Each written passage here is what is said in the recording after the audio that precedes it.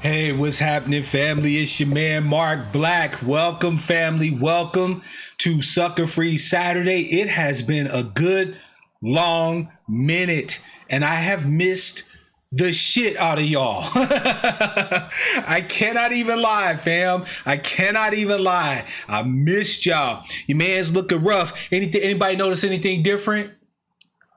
Yeah, I had to cut it off, fam. The mask don't seal properly to your face when you got all that hair on it. So, Yeah, the beard, goatee, all that had to go. But fam, I missed y'all more than words can say. I'm so glad to have you all back. I know, black man, trust me, you ain't the only one who's messed up behind it, man. You know, I've been trying to cultivate a strong beard game for a minute, and yeah, it's killing me, fam, but it's a must. It's a must, has to be done, right? It's all about protecting ourselves, protecting our families. Speaking of which, family, I am glad to see all of you. I hope that y'all are riding this thing like it's nobody's business, because we live in interesting times, fam. Interesting times, right? By the way, thank you, Miss Denny. I appreciate the love right off the gate. She said here, happy Sucka-Free Sunday. Let's do work. Of course. As always, your man is here to do work. Now, before I get into it, fam. Happy Sucka-Free Saturday. Let's do work. Damn right. Before I get into it, let me make y'all aware of where I've been. Fam, I did a couple of interviews with the brother Information Man. I'm gonna put his name here in the chat because I don't have his channel. Give me a second here. But the Information Man is a dope brother, fam. And if y'all haven't had an opportunity to engage his work, I strongly recommend that you do so. If you want to talk about somebody who's looking to be measured, rational, get in good discussion, get people in front of your faces that are going to give you good information, the brother Information Man, brother Clifton is the guy. He's an amazing inspiration to me. It was my absolute honor to be featured on his channel.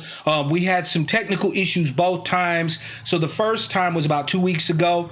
We did a broadcast on Saturday together. There was some issues then, so we rescheduled it for the Saturday following, which was last Saturday. And unfortunately, we had some technical issues then too. But that's where I was, right? I was on that brother's channel. So please, you get a chance, check the brother out. Go and look at the discussion that we had, because it was a great discussion, and we were able to put out a lot of good information.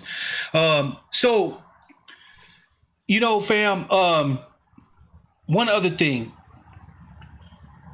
You know what? Fuck that. Let's get to the greetings. This is my favorite part. Sister Jones in the house. Welcome. Darker Visions is in the house. Brother Morpheus, peace, fam. I see you, man. Hey, by the way, great broadcast. Your last broadcast was on point, fam. Loved it. Sister Alma, love you, sis, in the house. Sister Shani is in the house. My brother from another mother, black man, is in the house. Brother Jamel is in the house. Namaste, Brother John. Namaste. I see you, fam. Shabbat Shalom to my sister Lady Rule, right? Also known as Uncompromising Hebrew. Brother Brandon, I see you, fam. What's good? Sister Sherry's in the house. Of course, the inestimable Miss Denny is in the house. Let's see here. Jackson J. I see you, fam. Welcome to the broadcast. Adreek, I see you. Yeah, I lost my mane, fam, but it'll grow back. And let's see here. Sister Tiffany's in the house. Since I'm here, I see you. Good evening to you. Welcome to the broadcast. Fam, y'all know the rules. You don't have to participate in chat, but if you're here, knock on the door and let us know you're here so we can shout you out and show you some love. Brother Bookman's in the house. Peace, Brother Bookman. I see you, fam. So, fam, today I asked a question. Now, this is a question that if you know anything about your man, Mark Black, the angry black sheep, you know this is a question that has been on my mind since words say go, right? Since, from Jump Street. And that question is, so now what? Now, before we go into the answer, or some potential answers, I should say, to that question, we need to set up what it is that Brother Black is talking about. So, with the exception of those who were just born yesterday and or living under a rock. Sorry, Sister Jamel. Thank you for the correction. I appreciate it. And shout out to ADOS Pittsburgh. I see y'all. We are living in the era of the novel coronavirus, also known as Miss Rona, the Rona, that shit. And Fam, this been a rough road to go, a rough road to hoe for us as a people. We have lost many of our brothers and sisters, our tribes people. May they all rest. The stories that we have heard have been harrowing. And I mean that in the truest sense of the word. They literally core you out if you have any heart in you when it comes to your tribe. The brother up in Detroit who complained about the lady coughing on his bus, who then died 11 days later from the coronavirus, right? The sister, I believe, in Ohio, who lost her son and her husband, her whole family. She lost her whole family to the coronavirus, had to bury all of them. So there's that part, right? There's that piece. And with all the subsequent bullshit that have came along with, the Rona, such as we've got brothers and sisters, some of you in chat right now are now newly unemployed, haven't worked in now maybe month and a half. Some of you maybe as much as 2 months. Each and every last one of us at this point knows someone who has been affected by the novel coronavirus. Stakes is high. What's good, fam? I see you. Welcome to the broadcast. So that's what's been going on, fam. That's what's been happening. We have been watching this new disease decimate people all over the world. Italy got smashed. I think they had a death rate over in Italy of upwards of 10%, fam. Meaning that of everybody that caught the shit, 10% of them just ain't here no more. Churches filled with coffins. And now that our people in this country have been made the face of the novel coronavirus, whether you believe that that was intentional or otherwise, you are now seeing protests in the streets where these self-absorbed, jelly-back, weak-willed, bitch-made, hoe-cake-ass white folks who swear up and down that they prepared for everything, that they have, the AR-15s and the shelves full of food. We've come to find out, fam, that they couldn't even last a month, not of an actual complete quarantine or lockdown, but just being asked to stay at home when they want to leave the house. If you were wondering, family, where the second wave of coronavirus infections will come from, look no further than Michigan, Wisconsin, Minnesota, Georgia, Houston, California, Florida.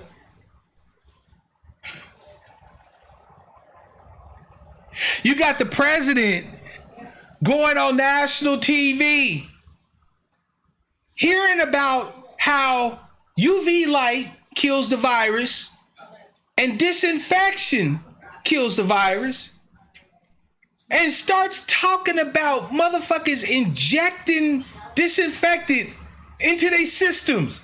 The same president who told us that this old school anti-malarial drug, hydroxychloroquine, was going to be a game changer. What do you got to lose? Go try it. Just take it. Just take it. I almost wish that the fools that follow that motherfucker would go ahead and take his advice on the whole shooting up the disinfectant thing. I'm not going to lie. I wish that I was heartless enough to say that they should take that advice. I wish I was heartless enough, family, to offer up bleach cocktails free of charge for you motherfuckers. And then he tried to come out and say it was sarcasm. Oh my God, fam. Oh my God. Man, you know what? What I think is really, really interesting so far, fam, about this whole damn thing is that leadership is non-existent at this particular point. There is no leadership really anywhere in the federal part. Like, like in the federal part. Like, the federal government is just gone. Out to lunch. Congress ain't doing shit for nobody. The president don't even know what the fuck he's doing. Right? And the governors are looking at Trump like, huh? Like, wait a minute. So you got ventilators, but we can't have them. You got PPE that you jacking from hospitals. Oh, because fam, if you didn't know this, hospitals are getting access to PPE, but they're actually having to smuggle PPE to their own facilities. Do you know why? Because DHS, the Department of Homeland Security, is intercepting shipments of PPE. That's right. Gloves, masks, gowns. FEMA's under the HHS. Oh, okay. Right? The government, the federal government is just snatching up people's PPE. They go out, find somebody willing to sell the shit to them, make the transaction, set it up and all. Then the Fibbies show up. And then they have to sweet talk the Fibbies into not seizing their shipments. Tiffany says, for what? You know why? Because Trump wants to be the one to hand it out. Why do you think there's been a holdup on this stimulus checks for a lot of folk? The IRS said we ready to send them out. Then they put it on pause because they wanted to add Trump's signature to the motherfucking checks. Fam, you can't, you know what? Truth really is stranger than fiction. Like, what's been happening in the United States of America in the era of the Rona is some shit that if you were sitting down, blazing one up, chilling with the homies, trying to come up with the craziest motherfucking script you could write for a book, you couldn't make this shit up. You'd be like, nah, fam, there's no way a story's gonna work where you got the president telling people to inject bleach and breathe Lysol. Right? Adric is like, he said, that's gangster. Run that PPE, bitch. You know what it is? We the feds. Kick that in. Yeah, DHS is riding down on motherfucking hospitals and saying, nope.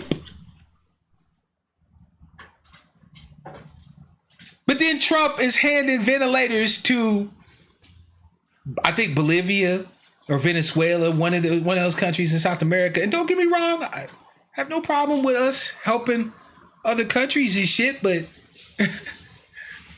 when you had your own governor saying, hey, we need test equipment, we need reagents, we need PPE, we need this shit for the people on the front line. Trump was like, are you gonna kiss my ass? No? Well, fuck you then. That shit ain't gangster. That shit is murderous. Trump is a bastard. Sister Sherry hit it on the barrelhead. Because Sister Sherry, like I do, understands that there is never, ever, ever going to be a crisis in the United States that goes to waste. Yep. DHS is seizing PPE to hand it to FEMA, who then hands it to their little corporate buddies to resell, distribute, etc., etc. Trust me, the more the PPE changes hands, the more money is going to be made. Tiffany, you ain't said nothing but the truth. By the way, let me shout out to my brother Monty. I see you, fam. Welcome to the broadcast. Because, fam, I asked, after all of this, so now what? Knowing what we've all faced as a tribe, as a people, in this era of the Rona, So now what? I got three little suggestions, fam. Then I'm gonna open up the lines and I'm gonna let y'all talk, because I've missed this shit out, y'all, and I want to hear y'all's voices.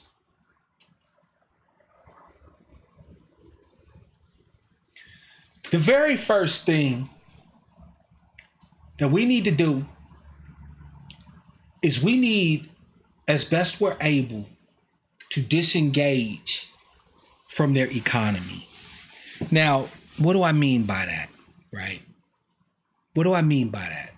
Because there are some of you that think, oh, now Mark Black is talking about some black nationalist shit, separate from the United States. We can't really do that. We citizens, first of all.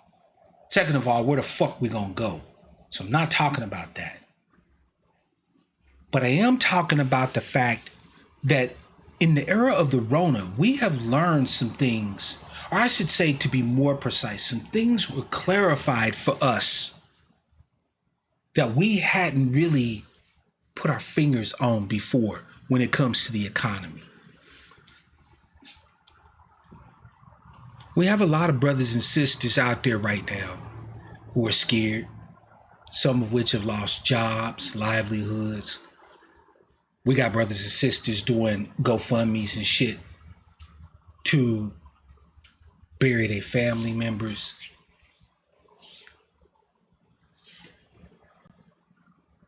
I think that in the era of the Rona, it has become clear that whatever these motherfuckers are defining economy to be, it don't work for you and me.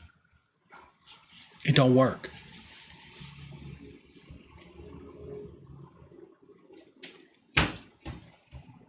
So I've been thinking, if the economy isn't working for us, then why the hell should we continue to be a part of it? Now, you saying to yourself, because I'm going to ask the question, and it's a valid one. How do we create our own independent economy? I can tell you a thought that I've had, and feel free to reject it or accept it. But we need, as a tribe, to remember our place as children of Adam again. My religious brothers and sisters are well aware of the fact that in the Abrahamic faiths, the first man, the ancestor of us all, was Adam, Adama. Adam in Hebrew means red, like the earth. Adama means the earth, like dirt, soil. We need to become children of the soil again. In order for us to disengage from their economy, we need a means that allows us to continually create new capital that we can then accumulate. Not to spend, not to squander, not to waste, but to accumulate. And just like every other group on the planet that has ultimately developed their own path, their own way, it all starts with a connection to a land base. My people, my tribe's people, we need to become people of the soil again. We need to be getting our hands dirty. Let me explain to you, fam, what being a person of the soil means. A person of the dirt. It means that with the birth of every calf, the birth of every lamb, the hatching of every egg, the harvest of every crop, the planting of every seed, you are creating new capital. One of the reasons why we, as the descendants of the enslaved here in the United States, as ADOS, as FBA, part of the reason why we're stuck in the position we are is because we have been forbidden to put ourselves in a place where we can actually accumulate capital, right? I believe our sister Yvette describes it as us having been made a contagion for capital, for wealth. That's factual. But it's our only way of developing enough of a capital base to do the things that we need to do for us as a tribe. We have to get access and create the systems and structures that allow us to acquire a land base. Because like I said, the harvesting of every crop is the creation of new capital, not to invest in the stock market, not to buy a new McLaren F1, but to do the second thing that I think that we need to do as a people. We need to let go, and I mean seriously let go, of anything resembling capitalism. Pause. Because I know right there, anybody that's watching this either now or in the future that's a diehard black capitalist, I just lost you. Follow me for a second though, if you will. Forbear with your brother.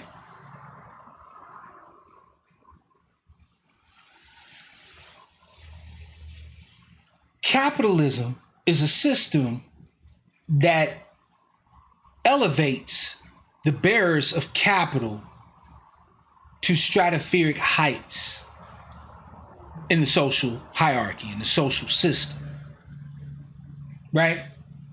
Part of the reason why we're on the bottom is because we aren't capitalists. We are cogs in the murder machine, right? We're the ones that they slot in place to make the capitalist money making murder machine work. We're not capitalists. Thus, we don't mean shit.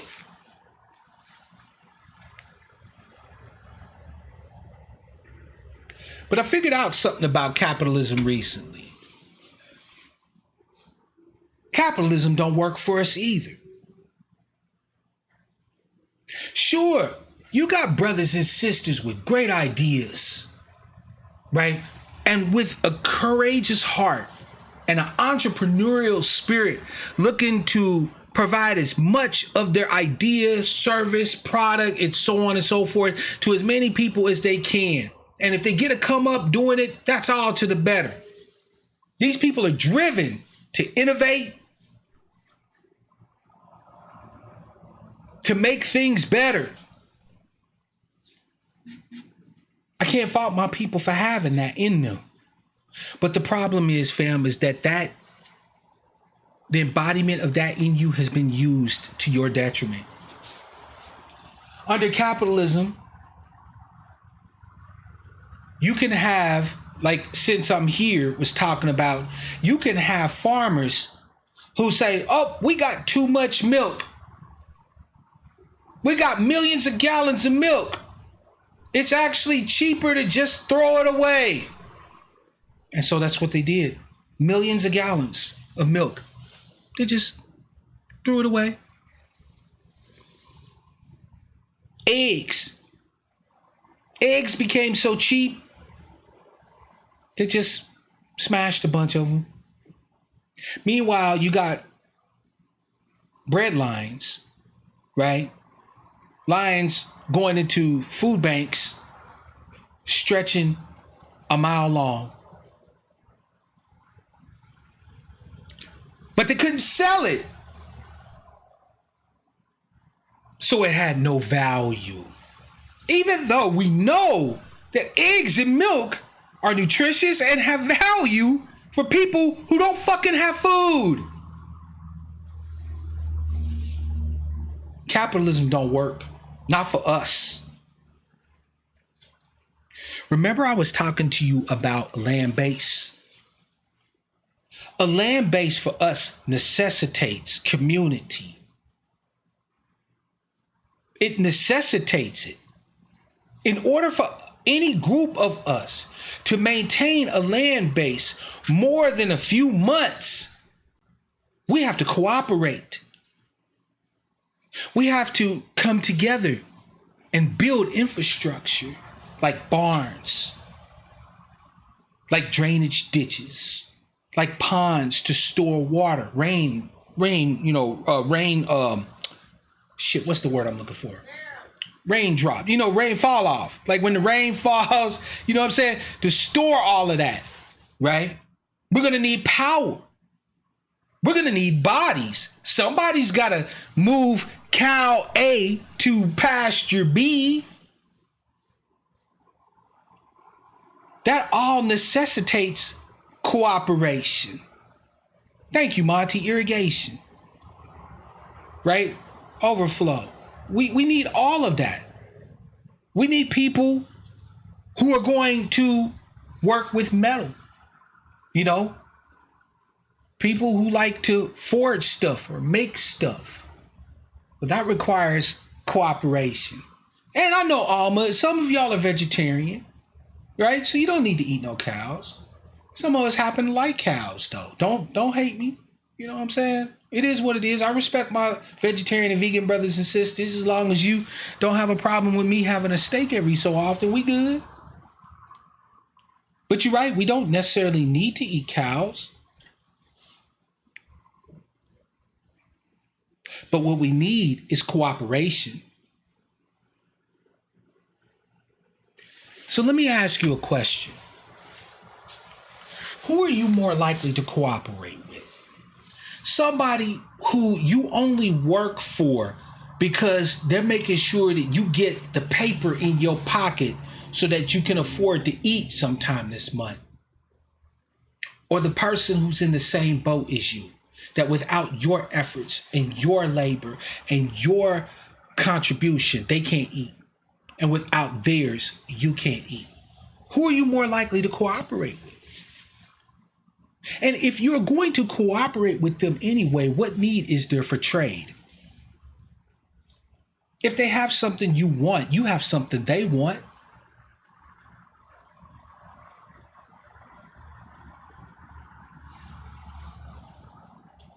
Fam, capitalism is killing us. It don't work. Thank you, Brother Morpheus. The stimulus bill was a screwing of America. All we got was a measly $1,200, up to extra $1,500 for kids, while corporations got huge bailouts that will facilitate a further top-heavy reorganization of USA. Facts. Congress is a wholly owned subsidiary of America Inc. They just bought and paid business. That's all. The lobbyists own DC at this particular point. And so they're going to get from the Fed what they want. United's going to be able to get $50 billion in bailout funds and still lay people off in September and all of it, right? They're going to get their pound of flesh. So it don't work. It don't work, fam. You can call what I'm talking about communism. You can call what I'm talking about socialism. You can call what I'm talking about any other type of fucking ism you want. But what you can't call it is something we shouldn't do. No barter system, black men. No barter. No trade. Fam, there's a book I read called Looking Out for Number One. It was one of those 80s business books, right? Because I used to be involved, heavy in like rise and grind, get your business on, whole 9 yards, okay? So I read a lot of business books. And this one was pretty damn popular. And one of the things that this man suggested, advised in his book, was that he said You should look at the financial system and view it in the language of financial Sanskritese. And you're thinking, what the fuck is that, financial Sanskritese? I'll tell you. He defined financial Sanskritese as reading everything that you see in Forbes, Financial Times, and so on and so forth, and then take the reverse of it and go with that. This was a businessman who said that all of the information being handed out in the financial section of the Times, in the financial section of the newspaper, in all these financial magazines and Black Enterprise, all of that advice they give you, take it, read it, understand it, and then do the exact reverse. So if everybody from the top of the government structure all the way down to the nigga across the street is telling you to rise and grind, it's telling you that, hey, you got to be more capitalist than the most diehard capitalists out here, right? That the only way Black people are ever going to get ahead is to accumulate capital to the point where we can then dominate the economic system, take every damn thing they've said, put it in fucking reverse, and do that. We need cooperatives, and we don't need trade. We don't need to be bartering. All these things point to the flaw of our crony capitalist system. Our government is incapable of doing the right thing even in a crisis. You know what, Brother Morpheus, you brought up one of the most clear points we've learned in the era of the coronavirus. And that is that for all intents and purposes, the government's dead. You know how small government conservatives and shit all throughout like the late 70s, early 80s, for those of us who are old enough to remember some of this shit, right? The 90s, all these neocons, all these, we're not your grandfather's Democrats, you know, them motherfuckers, right? They kept saying that their goal was to shrink the government to the point where they could drown it in a bathtub. Fam, I would argue they've done that. I would argue that that process is already completed. Government as we understand it, as we know it, don't exist no more. Government right now is the Don, if you will, right? The capo di tutti capo that hands out the ill-gotten goodies to all of the underbosses and the soldados and so on and so forth, right? And if you ain't in the family, right? If you ain't initiated in the family, you got nothing coming. Now, this is not to say, of course, that advocacy from what's left of the government isn't something to do. Of course, I recommend you still continue to try to advocate to utilize what's left of the government to get our due. Politics is still a thing. But I would argue that government at this particular point has shown that it is about as incapable as we always thought it was. And not just us. Fam, this government ain't working for nobody. Unless you're a rich plutarch or an oligarch, this government ain't got shit for you. This government don't have nothing for you. Thank you, Sister Taj. I appreciate it. I'm going to let it read when it pops up on the screen because you made a great ass point right here. Yeah, Alma, you saw Enron. They were like, Enron is as good as gold. Until what? Until that shit collapsed. Till they found out they was running scams in the energy market.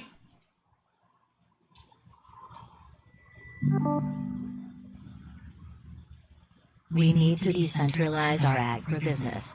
It is the vehicle for the hoarding of land and hiring of desperate undocumented workers. This is where we need more coops. You know what, Taj? I say fuck agribusiness. I think that if black folk become children of the soil again, we should never have any dealings with agribusiness. Meaning that we generate crops, we raise cattle, animals, rabbits, goats, chickens, lambs, etc. We raise all that. We harvest trees, right? We shouldn't trade a penny of it. We shouldn't sell it to no grocery store.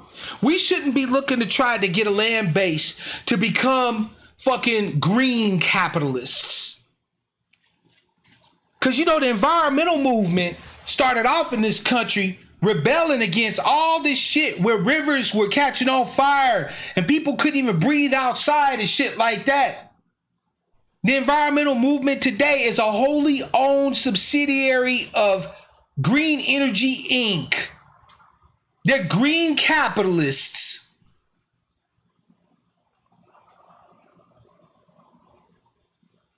Nah, B-man. See, family, we don't even have the language yet to describe what I'm talking about. I'm not talking about trade. Barter is a type of trade. I don't want to trade with you. If I got enough food for me, I got enough food for you. It's a gift, freely given. You don't owe me shit. If I got a piece of land and you need a place to stay, then you have a place to stay, freely given. Between us, there is no trade. Between us, there's no need to barter. If I got it and it's extra and you want it, it's yours because it belongs to you anyway. We a tribe. And both sides agreed to this scam that will further economically stratify America. We focus on FBA, but even the whites got messed over. Facts. Facts. And yes, Taj, you hit it on the barrelhead. We need to become family. I told y'all way earlier last year in one of my broadcasts that one of the biggest problems that we as a tribe face is that we have not yet redefined what our definition of family is. You don't barter with your family. You don't look for trade opportunities with your family. You feed your family. You clothe and shelter your family. And through your communal efforts, through your collective action, you build up a store that even though on the outside you look poor, on the inside you are rich.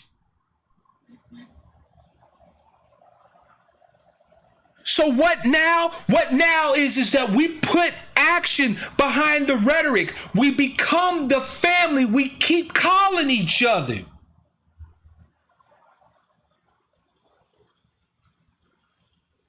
You think if we're trying to trade with each other back and forth that we're going to be able to escape their system, their economic system, the one that's got us trapped as essential workers and going out there running the risk of catching the Rona to bring it home to our families because we need that paycheck? Do you really believe that that's how we're going to make it? I don't think so. No. No. Whatever it is that they are doing, it is to their benefit, which means that if we're doing that, all we're doing is slitting our own fucking throats. If they want to be big market, big agribusiness, green capitalists, capitalists with a green veneer, if they want to be that, the only way we survive is to be the complete opposite of that. They want to be capitalists, we be whatever the opposite of being capitalist is. They want to trade, we don't trade. They want to transact and give back and forth, we hoard, we accumulate. You don't believe me, fam? You don't believe me? Look at the motherfucking Amish. Fam, the Amish don't even have to go to war. Did you know that? When they have a draft, the Amish can opt out. It violates the tenets of their faith They are conscientious objectors. They can opt out. The Amish walk around in plain cotton button-up shirts with suspenders and belts on. Old leather boots and linen pants and hats.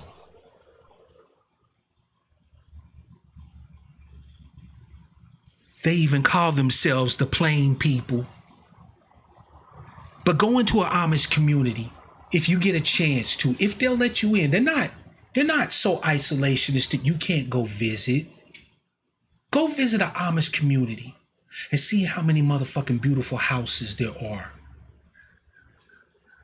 Go and see how many businesses they got. Everybody think the Amish is these old, broke, religious nut jobs. The Amish are rich than a motherfucker, fam. And guess what?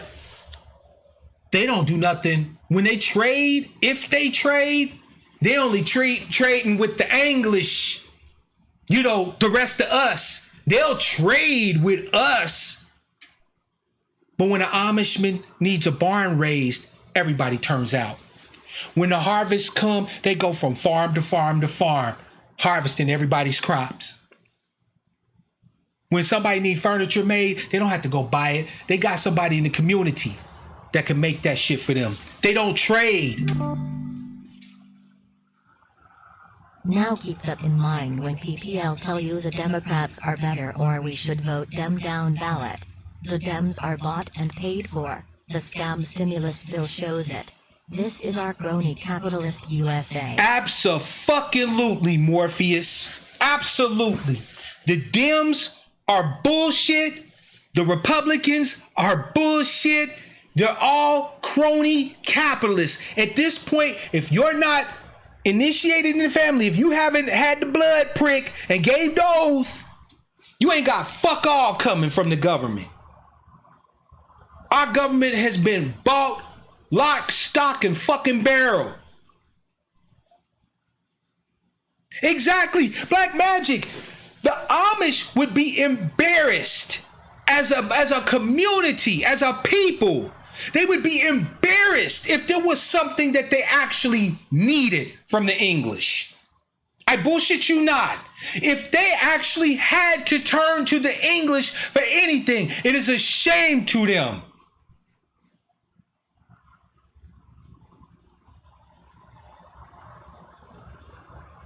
Family, they also are American citizens. Why is it that everybody always tell black people that the only way we can fucking expect any type of good living, any type of life, any type of peace, any type of justice is to not be fucking American, when everybody else can be American and get anything they need? You know why? Because the Amish built it that way. They don't even have to pick up guns and defend it. They got it set up to where everybody else ain't even interested in it. You drive past Amish farms every day, not even realizing that you driving past multimillionaires and don't even know it.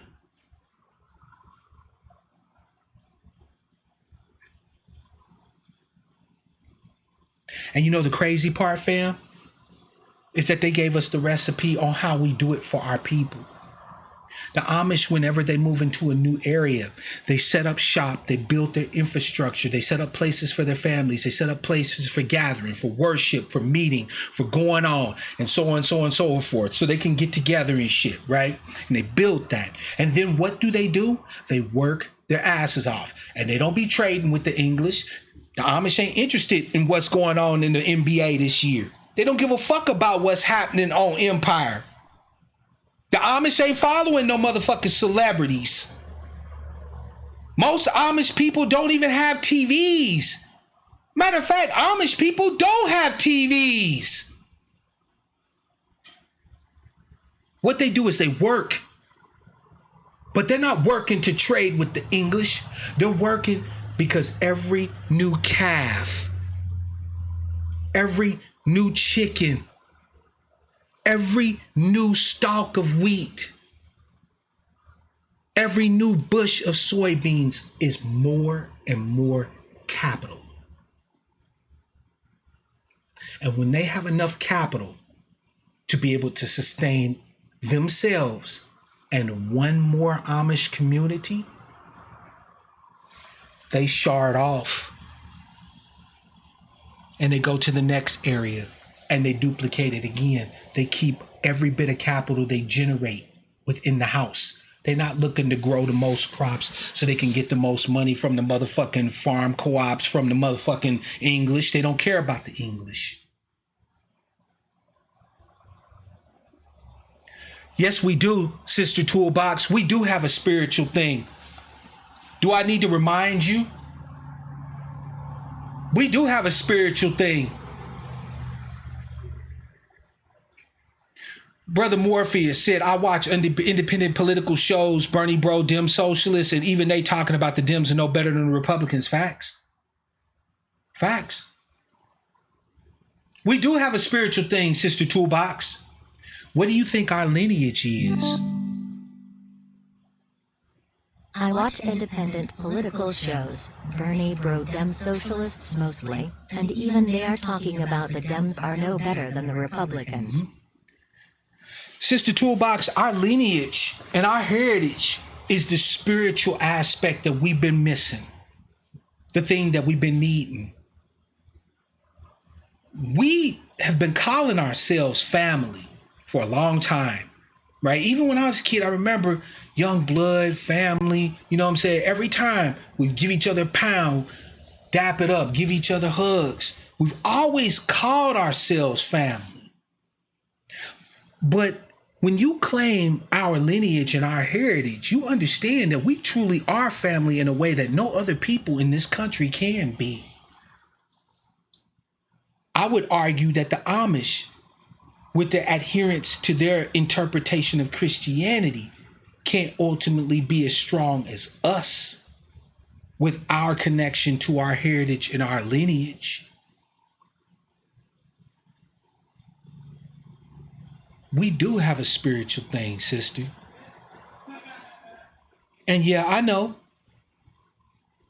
90% of people's faith is talking about it rather than walking it.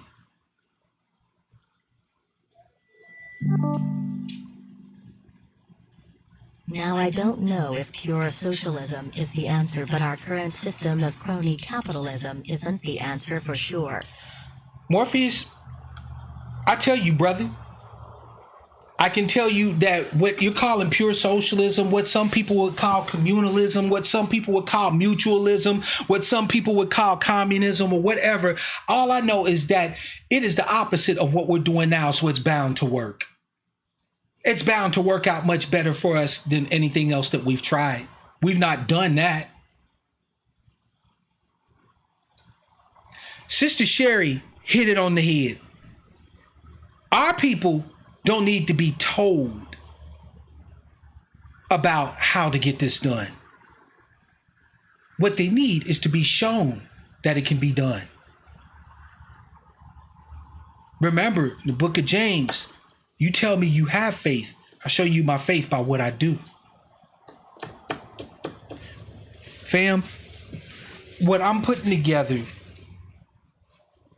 that I will be bringing forward here shortly is an actual, real, practical plan to build the first seed community to return us to the soil. And I'm not talking about no hippy dippy shit. I'm not talking about us having to act like strange white folk or anything like that. We black people. We live how we live. We dance, we talk, we sing, we work. We do everything like everybody else do. I'm not talking about making us into anything we are not. But what I'm talking about doing is connecting us directly back to a land base. And only this community, we will not be there to trade with the farmers and all this and that around us. We might have to deal with them fools to get a little seed to plant in our land. Right? A little seed capital, if you will. We might have to deal with the English to get a few cows, to get a few goats, to get some building materials and things like that at first. But I am looking for the intrepid ones, the ones who see that the way out from this is the way out from this, and who will be looking to actually build a seed community where every bit of capital we generate is kept within. And when we have enough to be able to sustain ourselves in whatever lifestyle we become accustomed to, which I hope would entail getting rid of a lot of wasteful, wastrel bullshit that we be doing. Once we're able to sustain ourselves and one other like us, we're going to be the first black people to gift another group of black people a community of their own. Free and clear. We ain't trading shit to them.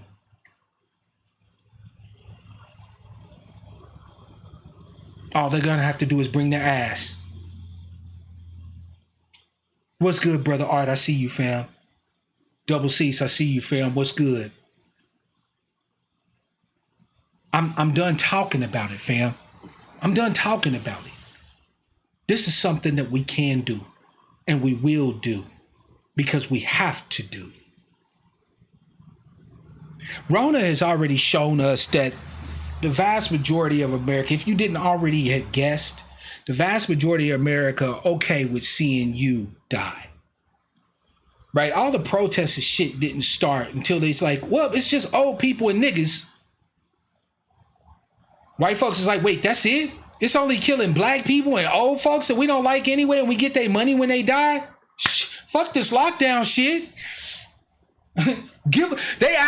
White folks collectively damn near seemed like acted like Sinke. Give us free. Like they was enslaved or some shit. Now I recognize it's not the majority of white folks. I'm being hyperbolic when I say white folks. But when you look out there, you see these fucking idiot protesters. They're overwhelmingly white folks. When you look at them beaches that are open and the businesses is open, you hardly ever see any of us. Them is overwhelmingly white folks. So it's not a stretch to say that this problem is primarily a white one. And they're going to end up getting a whole bunch of motherfucking people killed that don't need to die. So now what? Now we do, in a sense, what my Rasta brothers and sisters refer to as getting out of Babylon. This doesn't mean we give up our citizenship, that we're not Americans anymore. Of course we are. Our lineage was born here in the killing fields of the motherfucking plantations on the slave block. I could no less be an American than I could, not be a man. Hey, but I'm talking about America for us has to mean something else. It has to be something else. We have to make it something else. And I'm not talking about us saving ourselves. No. No, this country owes us what it owes us. And you know your man Mark Black, I aims to collect. No, what I'm trying to do though, however, is put us in a position, fam, where we, for the first time since our lineage showed its face on these shores, have the means to start to accumulate the capital needed for us to be able to make the moves we need to make. Because I have a weapon that I intend to use fully in the development of this new community. And you can be mad about it all you want. I'm the angry black sheep. I don't give a fuck about you being mad. I plan to use the weapon of the cat's paw. White faces in public places. That's right. I'm gonna have white folks out there talking for me. Why should I put your capital at risk of being defrauded, of snatched, of tricked when somebody finds out it's us that got control over this shit? Nope. The greater rest of the world don't see us. They gonna see our faces, our cat's paws. They gonna see the white men that we send to go get the land. who speaks with our words, or else he's ass out. Don't believe me, it don't work? You think that that's not something we can't do? Over in China right now, there are white people getting paid to pose as doctors during symposiums and seminars. All they do is put on white lab coats with embroidered fake names on them and speak medicalese and look white to sell medical products. I bullshit you not. Works a treat. Hey, you might not want to hear from, Sean Ling, but we've got Dr. Weisenkopf here who's going to tell you all about the product. Man, I'll be damned if I sell my farm to a bunch of niggers. But when we send Joe White Man out there with a suit and tie on and a check, shit changes up. Cat's paws, family. I'ma use every fucking weapon I have available to set up this seed community, to defend it, to watch it grow. Every ounce of my labor is going in not to trade, but to accumulate, to hoard. So when my brothers and sisters is hungry, they ain't gotta come begging hat in hand to me to eat. Food is theirs. I worked for it. It belonged to them because we family, because we a tribe. They need a place to stay. We're gonna help them build them a house on their shit. Why? Because that's what family do. That's what tribe do. My Muslim brothers and sisters in the Hadith got the right of it. Prophet Muhammad was reputed to have said that if there's food enough for one, there's food enough for two. And if there's food enough for two, there's food enough for four. If we family, none of us should ever be hungry as long as one of us got food. None of us should ever be without a place to live as long as one of us got access to a land base that we can defend and protect. I want to build a community. And then when we're able, as a family, as a tribe, as a group, to take care of our internal needs, we're going to shard off and gift the next community, the next physical community. Never been done before in the history of black people in this country. But in order to get what we never had, we're going to have to do what we've never done. Trade don't work for us. Capitalism don't work for us. So I'm not doing it anymore. I won't trade with black people. I'm not supporting black-owned businesses. Either I got it to give to them and they can give to me, or don't fuck with me. I'm not propping up no more capitalists with black veneers, capitalists with green veneers. Shit don't work. It don't work for me, and it don't work for my tribe.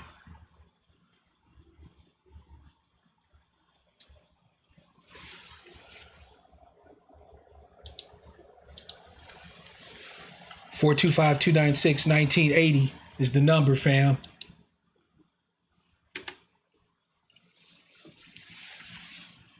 So now what? Now we build something of our own to allow us to have a place to stand under the sun, so that when we go to make this final push for the justice claim that's due us and our people as the children of our ancestors, they will have no choice but to feel us. They will have no choice but to hear us. Using the weapons of our lineage and heritage, the spiritual guidance that comes from that, using cat's paws, trickery, lies, deceit with the English.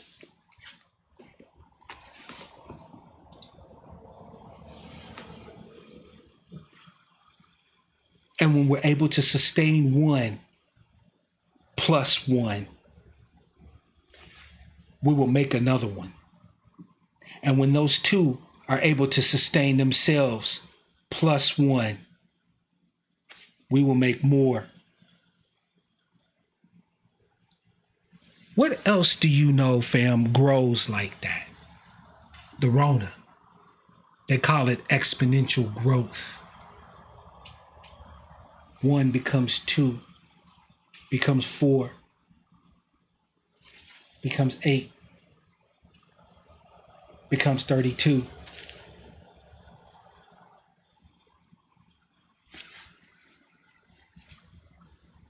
It's simple math.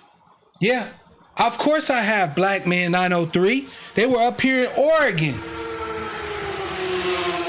Yep, the Rajneeshis went into a town, small place in Oregon, and they basically bought the whole motherfucking town. Elected their own sheriffs, their own mayor, took over the political infrastructure of the joint, and said, fuck y'all. And the white folks got mad, but that's all they could do. Since I'm here to say capitalism doesn't work for us because it encourages individualism and selfishness under the constant threat of having what we think is wealth taken away. Absolutely. Abso-fucking-lutely. You damn right they use the cat's paws. How do we achieve it without any capital? At first, B-man, we can't. By the way, shout out to Cool Unc. I see you, fam. Welcome to the broadcast. At first, we can't. Because, unfortunately, we got to have some seed capital. It ain't much. Trust me. When I come up with the plan and I release it to the public sphere, you'll know numbers. I'm not going to be throwing no bullshit. And it ain't an investment, by the way. You either can be a part of this, because I don't want your money. I want you to bring your ass. I'm asking for the tribe to gather and to start building an edifice, to start building an actual structure that we don't have to fucking convince our people is going to work. We're going to show them, because it will either work or it won't. We will either pull it off or we will fail. If we pull it off, then there ain't nothing else to talk about. There's no more goddamn debates that need to be had. There's no more goddamn discussions that need to be had. No. I want you to bring your ass.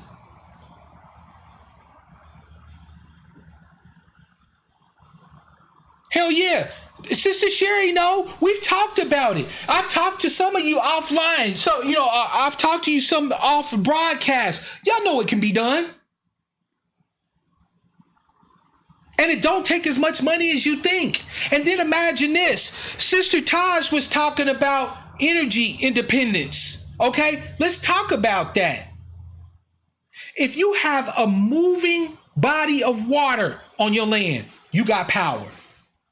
Don't believe me? It's called micro hydro. Basically, you take a stream, you put a little turbine in it with a spinner that spins and generates electricity. Well, you're thinking, well, damn, what happens if the water don't run all the time or it freezes over? Then you can use other forms, such as solar, such as geothermal, such as wind. Well, how do you store all that power? It's easy. You use the leftover power you got that you ain't. And by the way, if we become like the simple ones, if we become the plain ones, if we stop trying to live like we Joe White man down the street with the biggest car, the biggest TV, and all the fancy appliances and shit, you take and store all of that through gravity. You take and pump water with your excess power up into a tower, and at night, or whenever you need peak energy access, you simply release the water. It comes down and flows through turbines and creates more power for you. It's called gravity storage. Completely clean fucking energy.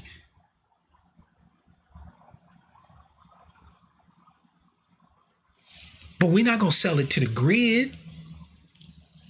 I'm talking about building a community that once we do it, if we do it right, we will have abundance like we've never seen, but look like we're completely flat busted.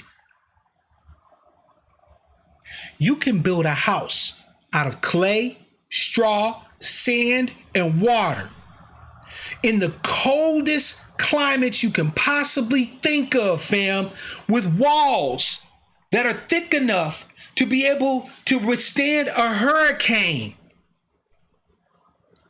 And those thick walls will provide so much insulation for your house that even in the middle of the wintertime, your house won't get no colder than motherfucking 60 degrees.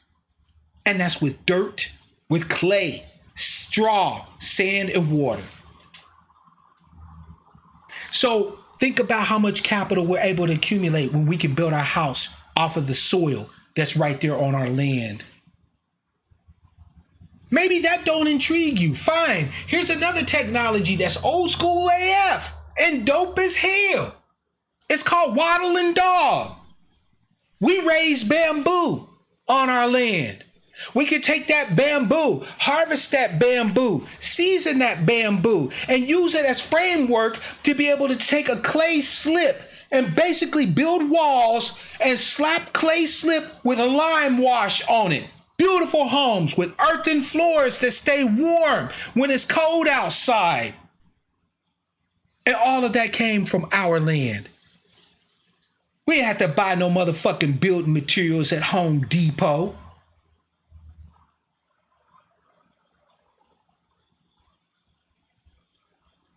Fam, you can take an acre of land and turn it into a garden. And with the right techniques, fam, with raised beds, proper composting, and all of it, grow enough food on 1 acre to feed 5 families. Wastewater. What wastewater? Ain't no such thing as wastewater, because gray water can actually be recycled to water plants and crops, and black water can become a part of your compost to make compost tea that you can then spray on your crops and shit like that. Earth bag buildings. Earth bags are crazy, fam. Do you know that you can build a house out of polypropylene sacks and dirt and chicken wire? That's right. And you can build them in any shape you want because you can weave them like circles. You can have toilets, fam, that'll actually create compost that'll help you grow food. I know, this is that old hippy dippy shit. Well, guess what? I don't give a fuck what you call us. If we the richest hippies in the motherfucking country, if everybody come up there and see us with plain clothes on, but our kids fat and healthy and happy, our families tight, plenty of motherfucking food, plenty of access to resources, natural homes that we built with no fucking pollution, no off-gassing of lead paints and, chemicals from rubber tires and shit like that. With greenhouses attached in green spaces so that our air clean and we ain't got brothers and sisters out there suffering from asthma and dropping like flies whenever the next disease comes through. We need to go back to being children of the soil. We are the children of Adam. We are the first. And we should never, ever, ever have allowed this country to divorce us from the dirt. For 246 years, we worked the dirt for them. For the next 246 years, we can work the dirt for us. Some of those neo-Nazis call us mud people. My mom always told me, get them bitches what they asking for.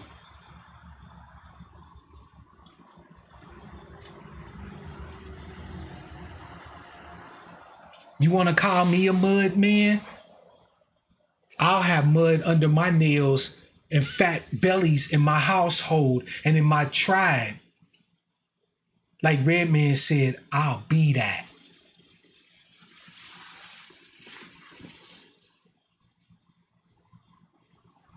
When I come together with the plan, it's coming, family. I wanted to do today's broadcast because I wanted to let you know that unlike some, I'm not focused on what we're dealing with right now. We're going through hell right now. Name me a time black folk don't go through hell. Let us mourn. Let us gather the people together. Let us laugh. Let us joke. Let us cry. Because we're going through it. This is our generation's crucible. So be it. This ties me even stronger to my ancestors. I don't have to guess at the suffering they went through. I'm going through it on my own. I'm having to watch my brothers and sisters die from a disease I can't even see. From a killer I can't even see. Each death shattering my heart into 1,000 more pieces. So be it. But I'm done suffering. It is time for us, as the children of our ancestors, as the children of Adam, the man made from dirt, to return to the soil. And we can do it, and we will do it. We're not going to talk about it. We're going to make it happen. Come on, fam. 425-296-1980. Y'all getting it in the chat. I want to hear what's going on with you. What do you think about Brother Black's ideas, huh? What do you think about so what now? Right? So what now? I done dropped some ideas. 3. Actually, more than 3.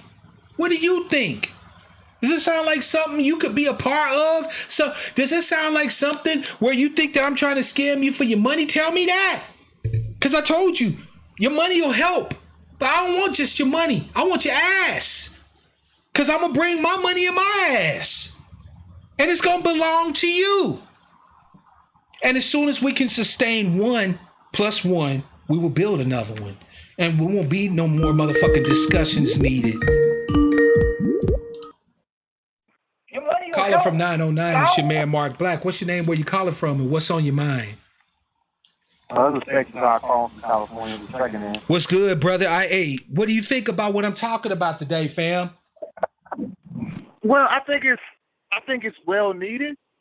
I think when you look at any economic system, any sort of just general way of distributing resources, right? Yep. You need trust, you need code of conduct, and you need faith in system. Exactly. You have a business, you need those 3 things. So the problem that I see is, capitalism can be a problem and it cannot be, But see, the thing is, it's not even about capitalism. It's when you talk about black people, and when you say, let's say you build this, Wakanda, right? Let's say we'll call it Wakanda. I'm not calling it Wakanda. I'm American. Okay, so Blackistan, Mark Blackistan. Let's say you know what? Don't even call it after me. Mark Blackistan. I'm just gonna call it home. Right? That's what I'm gonna call it. Yeah, home. Yeah, Mark Blackistan home. Okay. Okay, so you have those black folks, right? They're like, well, you know what, Brother Black? Where's our Starbucks? Where's our Whole Foods in the Blackistan? How come Blackistan doesn't have a Whole Foods? How come Blackistan doesn't have, Target and Kmart? Because they're just so used to those creature comforts. You see what I'm saying?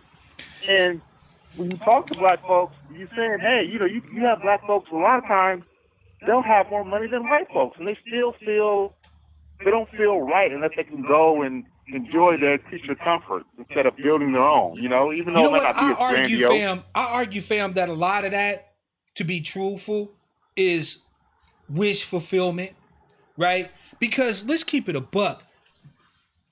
I hate saying it, but it's true as hell. Most aspirations of our people is to be white. We understand what whiteness means, just like everybody else do. Even more than money. Whiteness means more than money. Like, think about it, fam. If you look at our circumstances, if there was a way that we did not have to be in the circumstances in which we're in, if we could do something about that tomorrow with the minimum of fuss and muss, there wouldn't be no black. So if I often pose it as this, let's say hypothetically that Big Pharma comes up with a pill tomorrow that ultimately, after taking your dosages over a period of time, will change your phenotype from the Negroid phenotype to the Caucasoid phenotype. It'll straighten your hair, it'll lighten your skin, it'll lighten your eyes, and so on and so forth. It'll shape your nose slightly different, so on and so forth. And there was no proven side effects with that medicine. There wouldn't be a pharmacy that wouldn't have a motherfucking line of black people around it anywhere.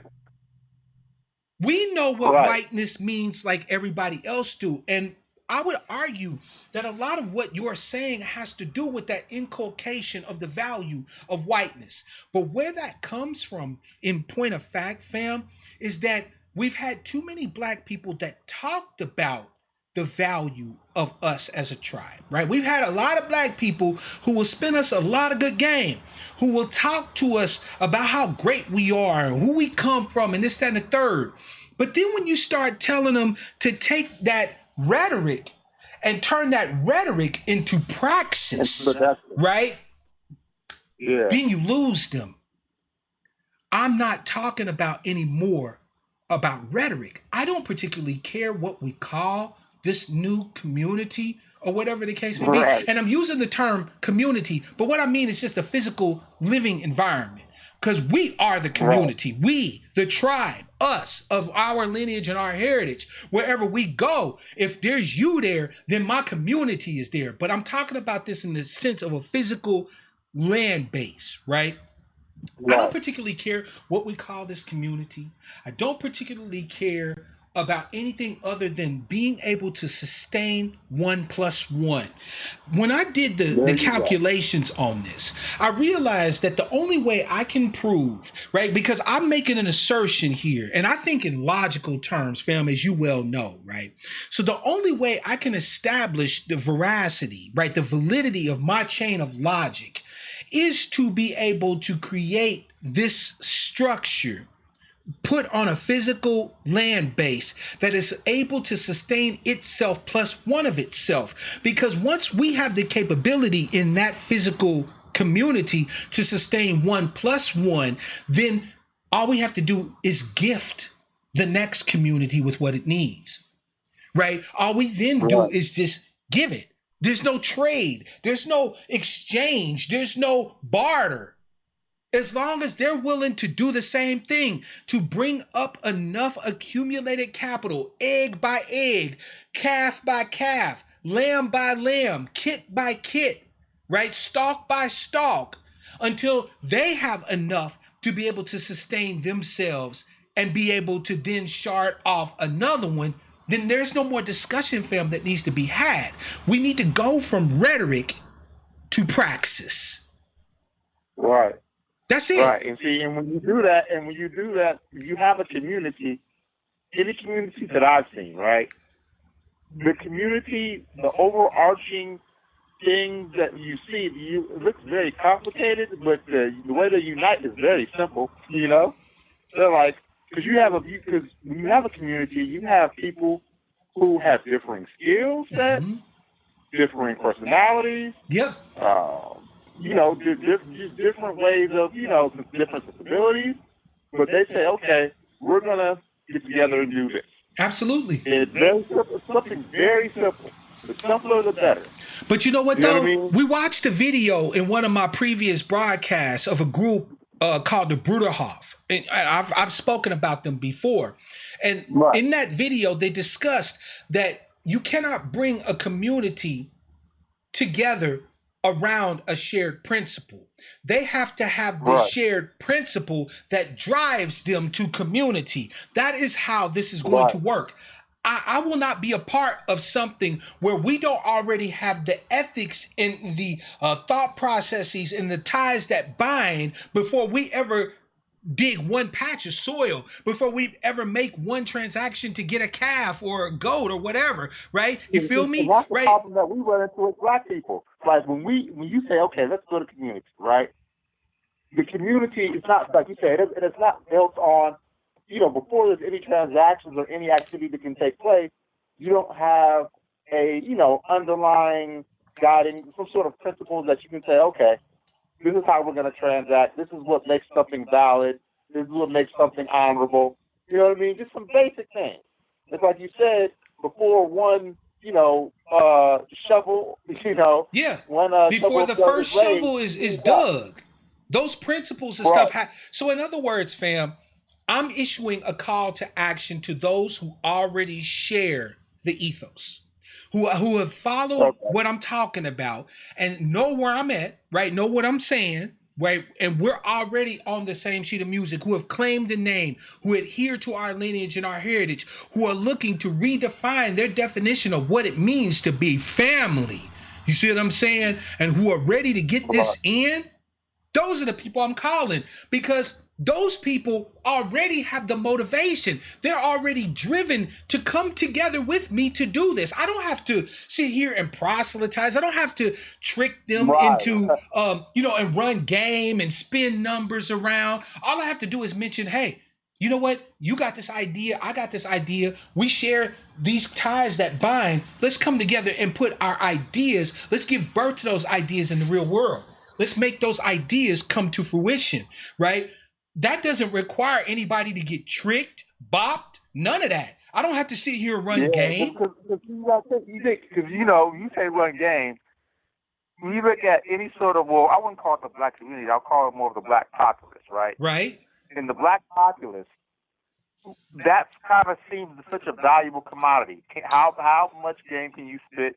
How good of a gap? How much do you have to get the gap? Yep. How can you manipulate people? That's a very valuable. I don't know why, but it seems to be. It needs to die, because we can't foster trust where rhetoric replaces praxis. Look, if I say I love you, bruh, and I do, I love you, man. I love you and yours. You're my tribesman, man. I would bleed for you if need be. All right, and I need you to understand that. But if I say I love you, that's one thing.